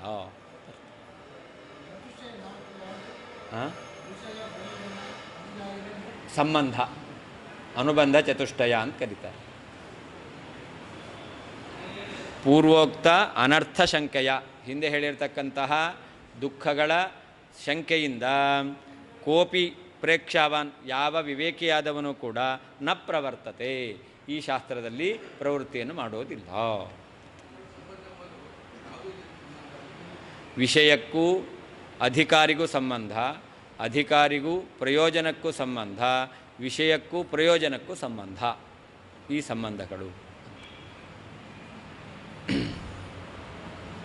ನಾನು ಮತ್ತಯೇವ ಅಸ್ಮಚ್ಛಾಸ್ತ್ರೇ ಅಧಿಕಾರಿ ಇತ್ಯತಃ, ಯಾರು ಮತ್ತನಾಗಿದ್ದಾನೋ ಅವನು ನಮ್ಮ ಶಾಸ್ತ್ರಕ್ಕೆ ಅಧಿಕಾರಿ ಆಗ್ತಾನೆ ಅಂತೇನಾದರೂ ಅವನು ಹೇಳ್ತಾನೆ ಅಂತಂದರೆ ಅದಕ್ಕೆ ಉತ್ತರ ಕೊಡ್ತಾ ಇದ್ದಾರೆ.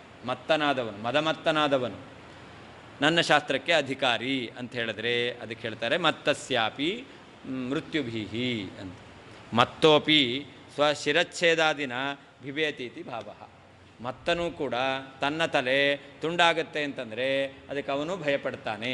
ಈ ನೀನು ಹೇಳುವಂತಹ ಯಥೇಚ್ಛ ಸುಖ ಭೋಗ ಮಾಡಿದ್ರೆ ಅದರಿಂದ ಶಿರಚ್ಛೇದಾದಿಗಳು ಪ್ರಾಪ್ತವಾಗುತ್ತೆ. ಆದ್ದರಿಂದಾಗಿ ಮತ್ತನಾದವನು ಪ್ರವೃತ್ತಿಯನ್ನು ಮಾಡೋದಿಲ್ಲ, ಅವನು ಅಧಿಕಾರಿ ಆಗೋದಿಲ್ಲ.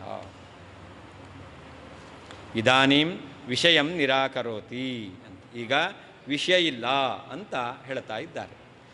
ಯಾಕೆ ವಿಷಯ ಇದು ಅಂತ ಹೇಳಬೇಕು ಅಂದರೆ ಯುಕ್ತಿಯಿಂದ ಹೇಳಬೇಕು, ಆದರೆ ಯುಕ್ತಿಯೇ ನಿನ್ನ ಶಾಸ್ತ್ರದಲ್ಲಿ ಪ್ರಮಾಣ ಅಲ್ಲ. ಅದರಿಂದಾಗಿ ಯುಕ್ತಿಯಿಂದ ವಿಷಯವನ್ನು ಇದೆ ಅಂತ ಹೇಳಲಿಕ್ಕೆ ಬರಲ್ಲ. ಪ್ರತ್ಯಕ್ಷ ಸಿದ್ಧೇ ಅರ್ಥೇ ಶಾಸ್ತ್ರಸ್ಯ ವೈಯರ್ಥ್ಯಾತ್ ಯುಕ್ತಿಯ ವಿಚಾರಯಿತು ಯೋಗ್ಯ ಅರ್ಥ ವಿಷಯ ಭವತಿ. ಯಾವುದು ಪ್ರತ್ಯಕ್ಷ ಸಿದ್ಧವಾಗಿದೆಯೋ ಈ ವಿಷಯದಲ್ಲಿ ವಿಚಾರ ಮಾಡಬೇಕಾ? ಇಲ್ಲವೇ ಇಲ್ಲ. ಯಾವ ವಿಷಯ ಎಂಬತಕ್ಕಂಥದ್ದು ಪ್ರತ್ಯಕ್ಷದಿಂದ ಇಂದ್ರಿಯದಿಂದ ಸಿದ್ಧವಾಗಿದೆಯೋ ಅಂತಹ ವಿಷಯದಲ್ಲಿ ಶಾಸ್ತ್ರ ವ್ಯರ್ಥ. ಶಾಸ್ತ್ರ ಏನು ವಿಚಾರ ಮಾಡ್ತಕ್ಕಂಥದ್ದು ಇಲ್ಲವೇ ಇಲ್ಲ. ಹಾಗಾದರೆ ಯುಕ್ತಿಯಿಂದ ವಿಚಾರ ಮಾಡಲಿಕ್ಕೆ ಯೋಗ್ಯವಾಗಿರ್ತಕ್ಕಂತಹ ಯಾವ ವಿಷಯ ಇದೆಯೋ, ಯಾವ ಅರ್ಥ ಇದೆಯೋ ಅದು ವಿಷಯ ಆಗಬೇಕು. ಯುಕ್ತಿಯಿಂದ ವಿಚಾರ ಮಾಡಲಿಕ್ಕೆ ಯೋಗ್ಯವಾಗಿರ್ತಕ್ಕಂಥದ್ದು ಶಾಸ್ತ್ರಕ್ಕೆ ವಿಷಯ ಆಗುತ್ತೆ. ಆದರೆ ನಿನ್ನ ಸಿದ್ಧಾಂತದಲ್ಲಿ ಯುಕ್ತಿ ಎಂಬತಕ್ಕಂಥದ್ದು ಪ್ರಮಾಣವೇ ಅಲ್ಲ. ಯುಕ್ತಿಂ ಅನಂಗೀಕುರುವತಃ, ಯುಕ್ತಿಯನ್ನು ಪ್ರಮಾಣ ಅಂತ ಒಪ್ಪದೇ ಇರತಕ್ಕಂತಹ ಕೋವಾ ಶಾಸ್ತ್ರಸ್ಯ ವಿಷಯ ಭವೇತ್, ಅಂಥವನಿಗೆ ಶಾಸ್ತ್ರಕ್ಕೆ ಯಾವುದು ತಾನೇ ವಿಷಯ ಆಗುತ್ತೆ? ಯಾಕೆ ಯುಕ್ತಿಯಿಂದ ಸಮರ್ಥನೆ ಮಾಡಲಿಕ್ಕೆ ಯಾವುದು ಸಾಧ್ಯವೋ ಅದೇ ವಿಷಯ ಆಗಬೇಕು. ಯುಕ್ತಿಯನ್ನೇ ಪ್ರಮಾಣ ಅಂತ ಒಪ್ಪಿಲ್ಲ. ಆದ್ದರಿಂದ ಯುಕ್ತಿಯಿಂದ ಸಮರ್ಥನೆ ಮಾಡ್ತಕ್ಕಂಥದ್ದು ಯಾವುದಿದೆ? ಯಾವುದೂ ಇಲ್ಲ. ಅದನ್ನೇ ಶಾಸ್ತ್ರಕ್ಕೆ ವಿಷಯವೇ ಇಲ್ಲ ಅಂತ ಆಗುತ್ತೆ. ಅಕ್ಷಂ ಸ್ಯಾತ್ತವ ಲೀಲಾಯೈ ನ ಪಕ್ಷಾಂತರ ಶಿಕ್ಷಣೆ ತಚ್ಚ ಯುಕ್ತ್ಯಾಖ್ಯಶಸ್ತ್ರೇಣ ನಾಣ್ಯೇನೇತಿ ಮತಿರ್ಮಮ. ಪ್ರತ್ಯಕ್ಷ ಇದೆಯಲ್ಲ ಅದು ಯಾವತ್ತೂ ಕೂಡ ಲೀಲಾಯಿ ತವ ಸ್ಯಾತ್, ನಿನಗೆ ಸುಖಭೋಗಕ್ಕೆ ಆ ಪ್ರತ್ಯಕ್ಷ ಎಂಬತಕ್ಕಂಥದ್ದು ಕಾರಣ ಆಗಬಹುದು.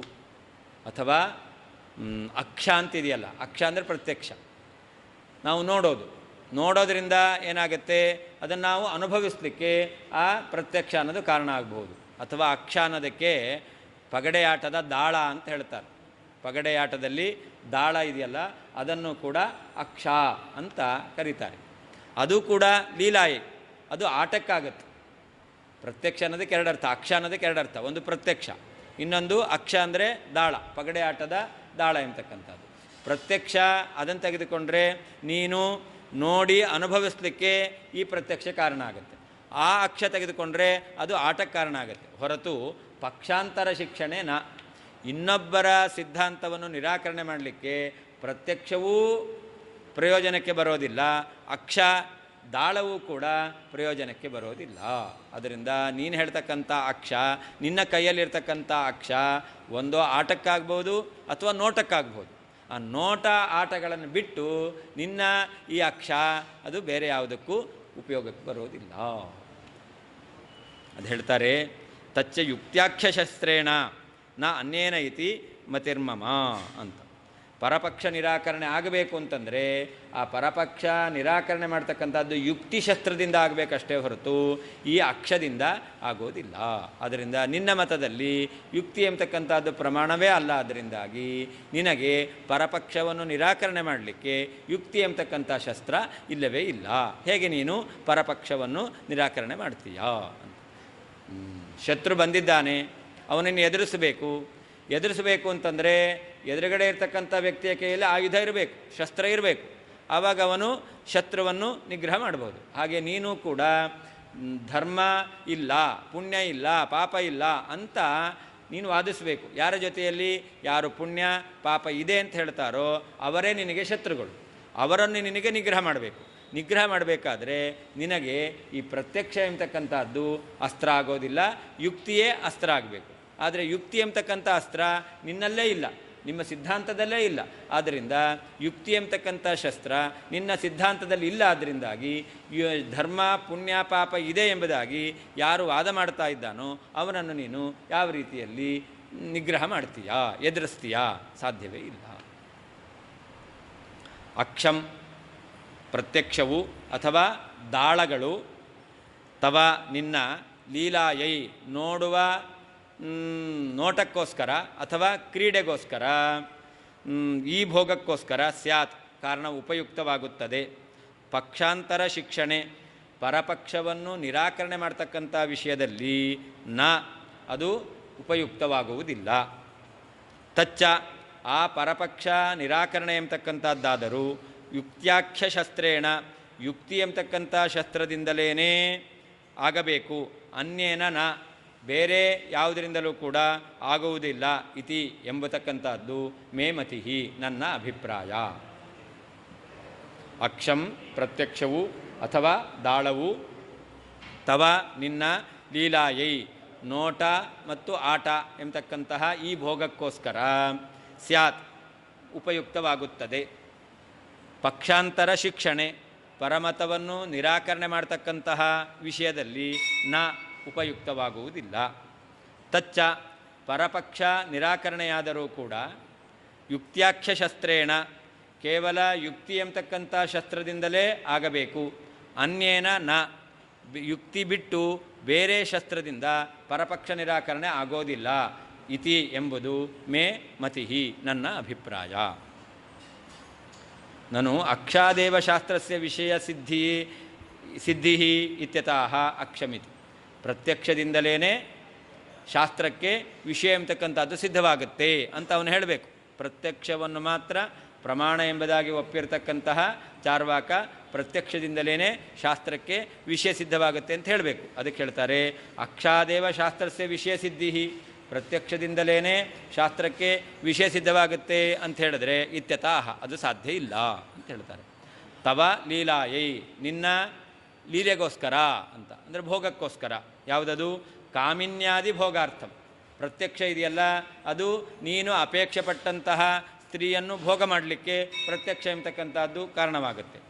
ಹಾಗೆ ಚತುರಂಗಾದಿ ಕ್ರೀಡಾಯೈವ ಲೀಲಾಯ ಅಂತಂದರೆ ಪಗಡೆ ಆಟ ಆಡಲಿಕ್ಕೆ ಚತುರಂಗ ಅಂತ ಹೇಳ್ತಾರೆ. ಪಗಡೆ ಆ ಆಟ ಆಡಲಿಕ್ಕೆ ಅಕ್ಷ ಅಂತಂದರೆ ಅಕ್ಷಂ ಅಂದರೆ ಪ್ರತ್ಯಕ್ಷಂ ಹಾಗೆ ಗಜ ದಂತ ರಚಿತ ಲೀಲಾಸಾಧನ ಖಂಡದ್ವಯಂ ವಾ ಅಂತ.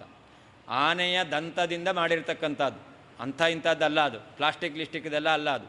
ಮತ್ತು ರಾಜರೆಲ್ಲ ಇಟ್ಕೊಳ್ತಕ್ಕಂಥದ್ದು ಅಂತಂದರೆ ಅಷ್ಟು ಬೆಲೆ ಬಾಳ್ತಕ್ಕಂತಹ ಆನೆಯ ದಂತದಿಂದ ಮಾಡಿರ್ತಕ್ಕಂತಹ ಲೀಲಾಸಾಧನ ಖಂಡದ್ವಯಂ, ಆಟ ಆಡಲಿಕ್ಕೆ ಇರತಕ್ಕಂತಹ 2 ದಾಳಗಳು, ಅದು ಉಪಯುಕ್ತಂ ಸ್ಯಾತ್. ಅದಕ್ಕೆ ಪ್ರತ್ಯಕ್ಷ ಅಕ್ಷ ಅದಕ್ಕೆ ಉಪಯೋಗ ಆಗುತ್ತೆ ಹೊರತು ನ ಪಕ್ಷಾಂತರ ಶಿಕ್ಷಣೆ ಅಂತ. ಅಂದರೆ ಶಾಸ್ತ್ರಕ್ಕೆ ಅಯಮೇವ ವಿಷಯ, ಇದೇ ವಿಷಯ, ನ ಅನ್ಯ, ಬೇರೆ ವಿಷಯ ಅಲ್ಲ. ಇತಿ ಪಕ್ಷಾಂತರ ನಿರಾಕರಣೆ, ಬೇರೆಯವರ ಪಕ್ಷವನ್ನು ನಿರಾಕರಣೆ ಮಾಡಲಿಕ್ಕೆ ಈ ಪ್ರತ್ಯಕ್ಷವು ಅದು ಉಪಯುಕ್ತ ಆಗೋದಿಲ್ಲ. ಅಕ್ಷಂ ಉಪಯುಕ್ತಂ ನ ಸ್ಯಾತ್, ಪ್ರತ್ಯಕ್ಷವು ಉಪಯುಕ್ತ ಆಗೋದಿಲ್ಲ. ಇತಿ ಪೂರ್ವೇಣ ಸಂಬಂಧ. ತತ್ ಅಲ್ಲಿದೆ, ತಚ್ಚ ಯುಕ್ತಾಖ್ಯ ಶತ್, ತಚ್ ಅಂದ್ರೇನರ್ಥ? ಪಕ್ಷಾಂತರ ಶಿಕ್ಷಣಂ. ಇತರ ಮತದ ನಿರಾಕರಣ ಎಂಬತಕ್ಕಂಥದ್ದು ಇದೆಯಲ್ಲ, ಇದು ಯುಕ್ತೇ ಪ್ರಾಮಾಣ್ಯಂ ನಾಂಗೀಕೃತಂ, ಯುಕ್ತಿಯನ್ನು ಪ್ರಮಾಣ ಅಂತ ಒಪ್ಪಿದ್ರೆ ಯುಕ್ತ್ಯಾಖ್ಯ ಶಸ್ತ್ರೇಣ ಸ್ಯಾತ್, ಅದು ಯುಕ್ತಿ ಎಂಬತಕ್ಕಂಥ ಶಸ್ತ್ರದಿಂದ ಆಗುತ್ತೆ. ಆದರೆ ಯುಕ್ತೇಶ್ಚ ಪ್ರಾಮಾಣ್ಯಂ ನಾಂಗೀಕೃತಂ, ನೀನು ಯುಕ್ತಿಗೆ ಪ್ರಾಮಾಣ್ಯವನ್ನು ಒಪ್ಪಿಲ್ಲ, ಆದ್ದರಿಂದ ಪರಪಕ್ಷ ನಿರಾಕರಣೆ ಮಾಡಲಿಕ್ಕೆ ನಿನ್ನಿಂದ ಆಗೋದಿಲ್ಲ. ಅಕ್ಷಾನುಕೂಲ ಸ್ಯಾದರ್ಥಃ ತದ್ವಿರುದ್ಧಸ್ತು ನೇತ್ಯಪಿ ತಥಾ ಸರ್ವತ್ರ ದೃಷ್ಟತ್ವಾತ್ ಇತಿ ಯುಕ್ತೈವ ಸಿದ್ಧ್ಯತಿ. ಯುಕ್ತೇರಮಾನತಾ ಯಸ್ಯ ತಸ್ಯ ನಿರ್ವಿಷಯಂ ಮತಂ. ಶಾಸ್ತ್ರಕ್ಕೆ ಯಾವುದು ವಿಷಯ ಅಂತ ಹೇಳಬೇಕು. ಶಾಸ್ತ್ರಕ್ಕೆ ಯಾವುದು ವಿಷಯ ಅಂತಂದರೆ ಪ್ರತ್ಯಕ್ಷ ಸಿದ್ಧವಾದದ್ದು ಯಾವುದೋ ಅದು ವಿಷಯ, ಪ್ರತ್ಯಕ್ಷಕ್ಕೆ ವಿರುದ್ಧವಾದದ್ದು ಯಾವುದೋ ಅದು ವಿಷಯ ಅಲ್ಲ. ಶಾಸ್ತ್ರಕ್ಕೆ ಯಾವುದು ವಿಷಯ ಆಗುತ್ತೆ? ಪ್ರತ್ಯಕ್ಷ ಸಿದ್ಧವಾದದ್ದು ಯಾವುದೋ ಅದು ಅದೇ ವಿಷಯ ಆಗುತ್ತೆ. ಕಾಗೆಗೆ ಎಲ್ಲಾದರೂ ಹಲ್ಲಿದೆಯಾ? ಕಾಕಸ್ಯ ಕತಿವಾದಂತಹ, ಕಾಗೆಗೆ ಎಷ್ಟು ಹಲ್ಲು ಎಂಬತಕ್ಕಂತಹ ವಿಷಯವನ್ನು ಆಧರಿಸಿಕೊಂಡು ಒಂದು ಗ್ರಂಥ ಬರಿತೇನೆ.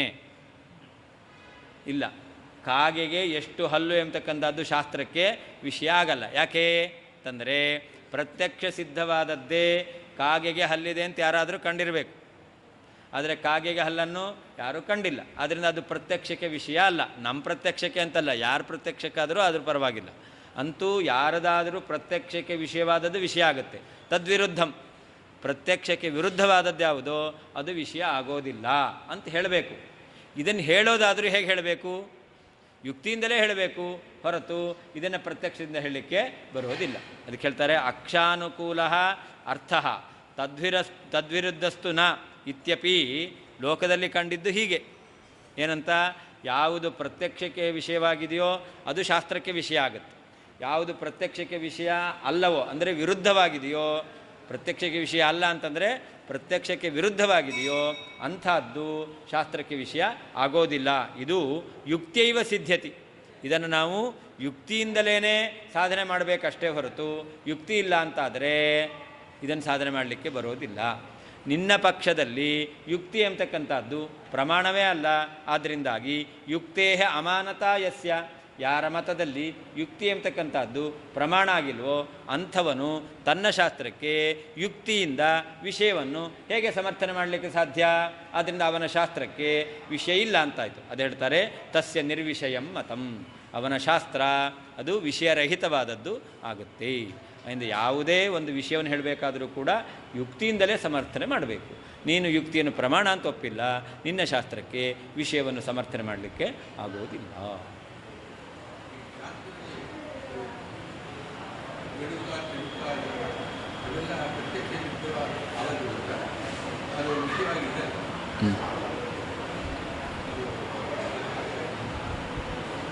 ಒಂದು ವಸ್ತು ಬೃಹದಾಕಾರವನ್ನು ಪಡ್ಕೊಳ್ಬೇಕು ಅಂತಾದರೆ ಆವಾಗ ಅದೇ ಅನೇಕ ಅವಯವಗಳಿರುತ್ತೆ ಎಂಬತಕ್ಕಂಥದ್ದು ಯುಕ್ತಿಯಿಂದ ಸಿದ್ಧವಾಗುತ್ತೆ. ಅದರಿಂದ ಈ ಬೃಹದಾಕಾರ ಘಟ ಇದೆ, ಈ ಒಂದು ವಸ್ತು ಇದೆ, ಈ ವಸ್ತುವಿಗೆ ಅನೇಕ ಅವಯವ ಇದೆ ಅಂತ ಸಿದ್ಧವಾಗುತ್ತೆ, ಪ್ರತ್ಯಕ್ಷದಿಂದ ಸಿದ್ಧವಾಗುತ್ತೆ ಅಲ್ವಾ. ಈ ದೊಡ್ಡದಕ್ಕೆ ಅನೇಕ ಅವಯವ ಇದೆ ಅಂತಾದರೆ ಒಂದು ತೃಣಕ ತೆಗೆದುಕೊಂಡರೂ ಕೂಡ ಅದಕ್ಕೇನಾಗಬೇಕು, ಅದಕ್ಕೂ ಅವಯವ ಇದೆ ಅಂತ ಆಗಬೇಕು. ಇದು ಯುಕ್ತಿಯಿಂದಲೇ ಸಿದ್ಧ ಆಗುತ್ತೆ. ಹಾಂ, ಇದಕ್ಕೆ ನಮಗೆ ಗೊತ್ತಲ್ಲ, ಇದು ನಮಗೆ ಅವಯವ ಇದೆ ಅಂತ ಪ್ರತ್ಯಕ್ಷ ಸಿದ್ಧವಾಗಿದೆ. ಈ ಪ್ರತ್ಯಕ್ಷ ಸಿದ್ಧವಾಗಿರ್ತಕ್ಕಂಥ ಅವಯವ ಇದೆ ಅನ್ನೋದನ್ನು ನೋಡಿ ಅಲ್ಲಿ ನಾವು ಅದನ್ನು ಅಪ್ಲೈ ಮಾಡ್ತೇವೆ. ಯಾವುದು ತೃಣಕ ಇದೆಯೋ ಅದಕ್ಕೂ ಅವಯವ ಇರಬೇಕು. ನಮಗೆ ಧೂಮ ಇದ್ದಲ್ಲಿ ಹೊಗೆ ಇದೆ ಅನ್ನೋದು ಮಹಾನಸದಲ್ಲಿ ಕಂಡಿದೆ, ಆದರೆ ಪರ್ವತದಲ್ಲಿ ಹೊನ್ನಿ ಕಂಡಿಲ್ಲ. ಧೂಮ ಇದ್ದಲ್ಲಿ ವನ್ನಿ ಇದೆ ಅನ್ನೋದು ಮಹಾನಸದಲ್ಲಿ ಕಂಡಿದೆ, ಪರ್ವತದಲ್ಲಿ ಕಂಡಿಲ್ಲ. ಆದರೆ ನಾವು ಮಹಾನಸದಲ್ಲಿ ಧೂಮ ಇರೋದರಿಂದ ವನ್ನಿ ಇದೆ ಅನ್ನೋದನ್ನು ತಿಳಿದ ಮೇಲೆ ಅದನ್ನು ಪರ್ವತದಲ್ಲಿ ಅಪ್ಲೈ ಮಾಡ್ತೇವೆ. ಪರ್ವತದಲ್ಲೂ ಧೂಮ ಇರೋದರಿಂದ ಪರ್ವತದಲ್ಲೂ ವನ್ನಿ ಇದೆ. ವನ್ನಿ ಕಾಣಿಸುತ್ತಾ? ಕಾಣಲಕ್ಕ. ಆದರೆ ವನ್ನಿ ಇದೆ ಅಂತ ಸಾಧನೆ ಮಾಡ್ತೀರಾ. ಯಾಕೆ ಅಂತಂದರೆ ನೋಡಿ, ಪ್ರತ್ಯಕ್ಷ ಕಂಡಿದೆ ನಿಮಗೆ. ಮಹಾನಸದಲ್ಲಿ ಹೊಗೆಯೂ ಇದೆ, ವನ್ಯೂ ಇದೆ. ಹಾಗೆ ಈ ವಸ್ತುವಿನಲ್ಲಿ ಅವಯವ ಇದೆ ಎಂಬತಕ್ಕಂಥದ್ದು ಪ್ರತ್ಯಕ್ಷ ಸಿದ್ಧವಾಗಿದೆ. ತೃಣುಕದಲ್ಲಿ ಆಗಬೇಕಾದ್ರೆ ಅದು ಒಂದು ಅವಯವ ಉಳ್ಳದ್ದು, ಕಣ್ಣಿಗೆ ಕಾಣಿಸ್ತಾ ಇದೆ. ಹಾಗಾದರೆ ಕಣ್ಣಿಗೆ ಕಾಣ್ತಕ್ಕಂತಹ ಪದಾರ್ಥ ಆದ್ದರಿಂದ ಅದರಲ್ಲಿ ಅವಯವ ಇರಬೇಕು. ಆ ಅವಯವ ಅದು ಈ ನಮಗೆ ಕಂಡಿದೆಯಲ್ಲ, ಇದನ್ನು ನಾವು ವ್ಯಾಪ್ತಿ ಅಂತ ಹೇಳ್ತೇವೆ. ಈ ಪ್ರತ್ಯಕ್ಷ ಸಿದ್ಧವಾಗಿರ್ತಕ್ಕಂಥದ್ದು ವ್ಯಾಪ್ತಿ. ಅದನ್ನಿಟ್ಟುಕೊಂಡು ಯಾವ ಅವಯವ ನಮಗೆ ಕಾಣೋದಿಲ್ವೋ ಅಂತಹ ಅವಯವವು ಕೂಡ ಅದಕ್ಕಿದೆ ಎಂಬುದಾಗಿ ನಾವು ಸಾಧನೆ ಮಾಡಲಿಕ್ಕೆ ಬರುತ್ತೆ. ಇದಕ್ಕೆ ಪ್ರತ್ಯಕ್ಷವೇ ಸಹಕಾರಿ. ಒಂದು ಕಡೆಯಲ್ಲಿ ಕಂಡಿದೆಯಲ್ಲ ಪ್ರತ್ಯಕ್ಷ. ಅನುಮಾನ ಅಂತಂದರೆ ಅನುಸೃತ್ಯಮಾನ, ಅದು ಇನ್ನೊಂದನ್ನು ಅವಲಂಬಿಸಿ ಪ್ರಮಾಣ ಆಗುತ್ತೆ. ಅದರಿಂದ ಪ್ರತ್ಯಕ್ಷದಲ್ಲಿ ನಮಗೆ ಕಂಡಿರಬೇಕು, ಅದನ್ನು ನಾವು ಯುಕ್ತಿಯಲ್ಲಿ ಅಪ್ಲೈ ಮಾಡಬಹುದು. ಅದರಿಂದ ಪ್ರತ್ಯಕ್ಷದಲ್ಲಿ ಕಂಡದ್ದನ್ನು ಯುಕ್ತಿಯಿಂದ ಪ್ರಮಾಣ ಒಪ್ಪಿದರೂ ಕೂಡ ಯುಕ್ತಿಯಿಂದ ಸಮರ್ಥನೆ ಮಾಡಬೇಕಾದ್ರೆ ಆವಾಗ ಯುಕ್ತಿಯನ್ನು ನೀವು ಪ್ರಮಾಣ ಅಂತ ಒಪ್ಪಲೇಬೇಕಾಗುತ್ತೆ. ಯುಕ್ತಿಯನ್ನು ಪ್ರಮಾಣ ಒಪ್ಪಲಿಲ್ಲ ಅಂತಾದರೆ ಪ್ರತ್ಯಕ್ಷ ಸಿದ್ಧವಾದ್ದನ್ನು ಕೂಡ ಸಮರ್ಥನೆ ಮಾಡಲಿಕ್ಕಾಗಲ್ಲ. ಧೂಮ ಇದ್ದಲ್ಲಿ ವನ್ನಿ ಇದೆ ಅಂತ ಪ್ರತ್ಯಕ್ಷ ಕಂಡಿದೆ, ಆದರೆ ಧೂಮ ಇದ್ದಲ್ಲೆಲ್ಲ ವನ್ನಿ ಇರುತ್ತೆ ಅಂತ ನೀವು ಹೇಳಬೇಕು ಅಂತಂದರೆ ಅವಾಗ ಯುಕ್ತಿಯನ್ನು ಒಪ್ಪಲೇಬೇಕು. ಧೂಮ ವನ್ನಿ ಇವೆರಡೂ ಕೂಡ ಪ್ರತ್ಯಕ್ಷ ಸಿದ್ಧವಾದದ್ದು. ಆದರೆ ಧೂಮ ಇದ್ದಲ್ಲಿ ವನ್ನಿ ಇರುತ್ತೆ ಅಂತ ನೀನು ಹೇಳಬೇಕು ಅಂತಂದರೆ ಯುಕ್ತಿಯನ್ನು ಒಪ್ಪಲೇಬೇಕು, ಕೇವಲ ಪ್ರತ್ಯಕ್ಷದಿಂದ ಅಲ್ಲ. ಅದರಿಂದ ಯುಕ್ತಿ ಎಂಬತಕ್ಕಂಥದ್ದು ಪ್ರತ್ಯಕ್ಷಾನುಸಾರಿಯಾಗಿರುತ್ತೆ.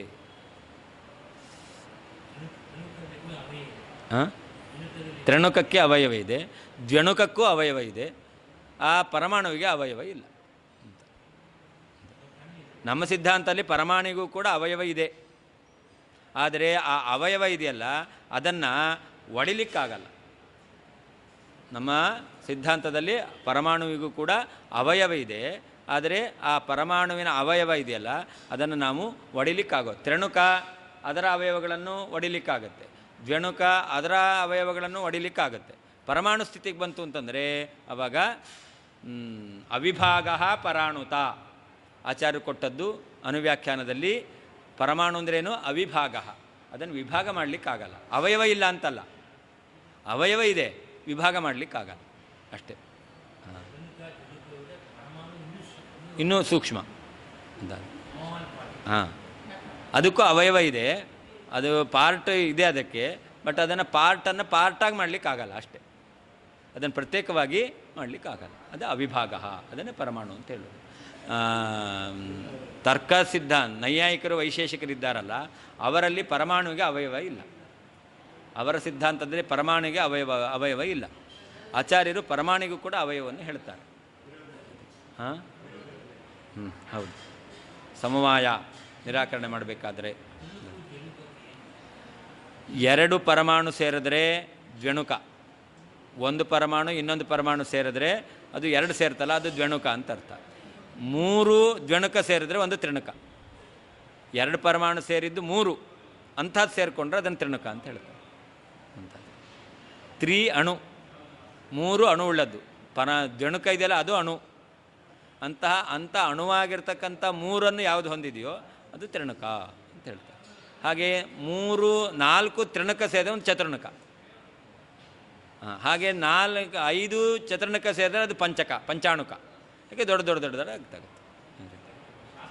ಹಾಂ ಹೌದು. ಅಕ್ಷಾನುಕೂಲ ಪ್ರತ್ಯಕ್ಷಕ್ಕೆ ವಿಷಯವಾದದ್ದೇ ಅರ್ಥ, ವಿಷಯವೂ ಸ್ಯಾತ್ ಆಗುತ್ತದೆ. ತದ್ವಿರುದ್ಧ ಪ್ರತ್ಯಕ್ಷಕ್ಕೆ ವಿರುದ್ಧವಾಗಿರ್ತಕ್ಕಂಥದ್ದು ನ ವಿಷಯ ಆಗುವುದಿಲ್ಲ. ಇತ್ಯಪಿ ಈ ವಿಷಯವೂ ಕೂಡ ತಥಾ ಪ್ರತ್ಯಕ್ಷಕ್ಕೆ ಗೋಚರವಾದದ್ದೇ ವಿಷಯ ಎಂಬುದು ಸರ್ವತ್ರ ದೃಷ್ಟತ್ವಾತ್ ಎಲ್ಲ ಕಡೆಯಲ್ಲಿಯೂ ಕಂಡುಬಂದಿರುವುದರಿಂದ ಇತಿ ಎಂಬ ಯುಕ್ತೈವ ಯುಕ್ತಿಯಿಂದಲೇ ಸಿದ್ಧವಾಗುತ್ತದೆ. ಯಸ್ಯ ಯಾರಿಗೆ ಯುಕ್ತೇಹೇ ಯುಕ್ತಿಗೆ ಅಮಾನತ ಪ್ರಾಮಾಣ್ಯ ಎಂಬತಕ್ಕಂಥದ್ದು ಇಲ್ಲವೋ ತಸ್ಯ ಅವನ ಮತಂ ಶಾಸ್ತ್ರವು ನಿರ್ವಿಷಯಂ ವಿಷಯರಹಿತವಾದದ್ದು ಆಗುತ್ತದೆ. ಅಕ್ಷಾನುಕೂಲ ಪ್ರತ್ಯಕ್ಷಕ್ಕೆ ವಿಷಯವಾದದ್ದೇ ವಿಷಯವಾದಂತಹ ಅರ್ಥ ವಿಷಯವು ಸ್ಯಾತ್ ಆಗುತ್ತದೆ. ತದ್ವಿರುದ್ಧ ಪ್ರತ್ಯಕ್ಷಕ್ಕೆ ವಿರುದ್ಧವಾದದ್ದು ನ ವಿಷಯ ಆಗುವುದಿಲ್ಲ. ಇತಿ ಅಪಿ ಈ ಎಂಬತಕ್ಕಂಥ ವಿಷಯವೂ ಕೂಡ ತಥಾ ಪ್ರತ್ಯಕ್ಷ ಗೋಚರವಾದದ್ದೇ ವಿಷಯ ಎಂಬುದಾಗಿ ಸರ್ವತ್ರ ದೃಷ್ಟತ್ವಾತ್ ಎಲ್ಲ ಕಡೆಯಲ್ಲೂ ಕಂಡಿರುವುದರಿಂದ ಎಂಬತಕ್ಕಂತಹ ಇತಿ ಎಂಬ ಯುಕ್ತೈವ ಯುಕ್ತಿಯಿಂದಲೇ ಸಿದ್ಧವಾಗುತ್ತದೆ. ಯಸ್ಯ ಯಾರಿಗೆ ಯುಕ್ತೇಹೇ ಯುಕ್ತಿಗೆ ಅಮಾನತ ಪ್ರಾಮಾಣ್ಯ ಎಂಬತಕ್ಕಂಥದ್ದು ಇಲ್ಲವೋ ತಸ್ಯ ಅವನ ಮತಂ ಶಾಸ್ತ್ರವು ನಿರ್ವಿಷಯಂ ವಿಷಯರಹಿತವಾದದ್ದು ಆಗುತ್ತದೆ. ನನು ಪ್ರತ್ಯಕ್ಷಾನುಕೂಲ ವಿಷಯ ತದ್ವಿರುದ್ಧಸ್ತು ನ ವಿಷಯ ಇತ್ಯಾಶಂಕ್ಯ ಪರಿಹರತಿ ಅಕ್ಷಾನುಕೂಲ ಇತಿ. ಪ್ರತ್ಯಕ್ಷಾನುಕೂಲವಾದದ್ದೇ ವಿಷಯ, ಅದಕ್ಕೆ ವಿರುದ್ಧವಾಗಿರ್ತಕ್ಕಂಥದ್ದು ವಿಷಯ ಆಗೋದಿಲ್ಲ. ಅದನ್ನು ನಾವು ಹೇಳುವ ಹಾಗೆ ಪ್ರತ್ಯಕ್ಷ ಸಿದ್ಧವಾದ್ದೇ ವಿಷಯ ಆಗಬೇಕು ಅಂತ ಅವನು ಹೇಳಿದ್ರೆ ಅದಕ್ಕೆ ಹೇಳ್ತಾರೆ, ನೀನು ಹೇಳುವ ಹಾಗೆ ಪ್ರತ್ಯಕ್ಷ ಸಿದ್ಧವಾದದ್ದೇ ವಿಷಯ ಆಗುತ್ತೆ. ಪ್ರತ್ಯಕ್ಷ ಸಿದ್ಧವಾದದ್ದೇ ವಿಷಯ ಅಂತ ಹೇಳಲಿಕ್ಕೆ ಯುಕ್ತಿ ಬೇಕು. ಎಲ್ಲ ಕಡೆಯಲ್ಲಿಯೂ ಪ್ರತ್ಯಕ್ಷ ಸಿದ್ಧವಾದದ್ದೇ ವಿಷಯ ಆಗುತ್ತೆ ಅಂತಕ್ಕಂಥ ಯುಕ್ತಿ ಇರೋದರಿಂದ ಪ್ರತ್ಯಕ್ಷ ಸಿದ್ಧವಾದದ್ದು ಶಾಸ್ತ್ರಕ್ಕೆ ವಿಷಯ ಆಗುತ್ತೆ. ಅಂದ ಶಾಸ್ತ್ರಕ್ಕೆ ಪ್ರತ್ಯಕ್ಷ ಸಿದ್ಧವಾದದ್ದು ವಿಷಯ ಆಗಬೇಕಾದರೂ ಕೂಡ ಯುಕ್ತಿಯನ್ನು ಒಪ್ಪಲೇಬೇಕು. ಪ್ರತ್ಯಕ್ಷಾನುಕೂಲ ವಿಷಯ ತದ್ವಿರುದ್ಧಸ್ತು ನ. ಯಾವುದು ಪ್ರತ್ಯಕ್ಷಕ್ಕೆ ವಿಷಯವಾಗಿದೆಯೋ ಅದೇ ಶಾಸ್ತ್ರಕ್ಕೆ ವಿಷಯ ಆಗುತ್ತೆ. ಯಾವುದು ಪ್ರತ್ಯಕ್ಷಕ್ಕೆ ವಿರುದ್ಧವಾಗಿದೆಯೋ ಅದು ವಿಷಯ ಆಗೋದಿಲ್ಲ ಅಂತಂದರೆ ಅದಕ್ಕೆ ಹೇಳ್ತಾರೆ ಅಕ್ಷಾನುಕೂಲ ಇತಿ. ತಥಾ ಅಂದರೆ ಅಕ್ಷಾನುಕೂಲ ವಿಷಯ ತದ್ವಿರುದ್ಧಸ್ತು ವಿಷಯ ನ ಇತಿ ಸರ್ವತ್ರ ದೃಷ್ಟತ್ವಾದ್ ಇತಿ ಯುಕ್ತೈವ ಸಿದ್ಧ್ಯತೆ. ಪ್ರತ್ಯಕ್ಷಕ್ಕೆ ವಿಷಯವಾಗಿರ್ತಕ್ಕಂಥದ್ದೇ ಶಾಸ್ತ್ರಕ್ಕೆ ವಿಷಯವಾಗುತ್ತೆ. ಪ್ರತ್ಯಕ್ಷಕ್ಕೆ ವಿರುದ್ಧವಾಗಿರ್ತಕ್ಕಂಥದ್ದು ಶಾಸ್ತ್ರಕ್ಕೆ ವಿಷಯ ಅಲ್ಲ. ಇದೆಲ್ಲ ಕಡೆಯಲ್ಲೂ ಕಂಡಿದೆ. ಈ ಕಂಡಿದೆ ಎಂಬತಕ್ಕಂಥ ಯುಕ್ತಿಯನ್ನು ಇಟ್ಟುಕೊಂಡೇ ನೀವು ಪ್ರತ್ಯಕ್ಷ ಸಿದ್ಧವಾದದ್ದು ವಿಷಯ ಎಂಬುದಾಗಿ ಹೇಳಬೇಕು. ಯುಕ್ತಿಯನ್ನು ಪ್ರಮಾಣ ಅಲ್ಲ ಅಂತ ಹೇಳಿದ್ರೆ ಆವಾಗ ನೀವು ಪ್ರತ್ಯಕ್ಷ ಸಿದ್ಧವಾದದ್ದೇ ಶಾಸ್ತ್ರಕ್ಕೆ ವಿಷಯವಾಗುತ್ತೆ ಎಂಬತಕ್ಕಂಥದ್ದನ್ನು ಸಮರ್ಥನೆ ಮಾಡಲಿಕ್ಕೆ ಬರೋದಿಲ್ಲ. ಯುಕ್ತೇ ಅಮಾನತಾ ಯಸ್ಯ ಯಾರು ಯುಕ್ತಿಗೆ ಪ್ರಾಮಾಣ್ಯವನ್ನು ಒಪ್ಪೋದಿಲ್ವೋ ತಸ್ಯ ಶಾಸ್ತ್ರಂ ನಿರ್ವಿಷಯಂ, ಅದಕ್ಕರ್ಥ ವಿಷಯ ಶೂನ್ಯಂ, ಅವನ ಶಾಸ್ತ್ರ ವಿಷಯರಹಿತವಾಗುತ್ತದೆ ಅಂತ. ಗ್ಯಾಪ್ ಬೇಕಾ ಮುಂದುವರ್ಸೋದ? ಪಾನೀಯ 10 ನಿಮಿಷ ಬಿಟ್ಟು.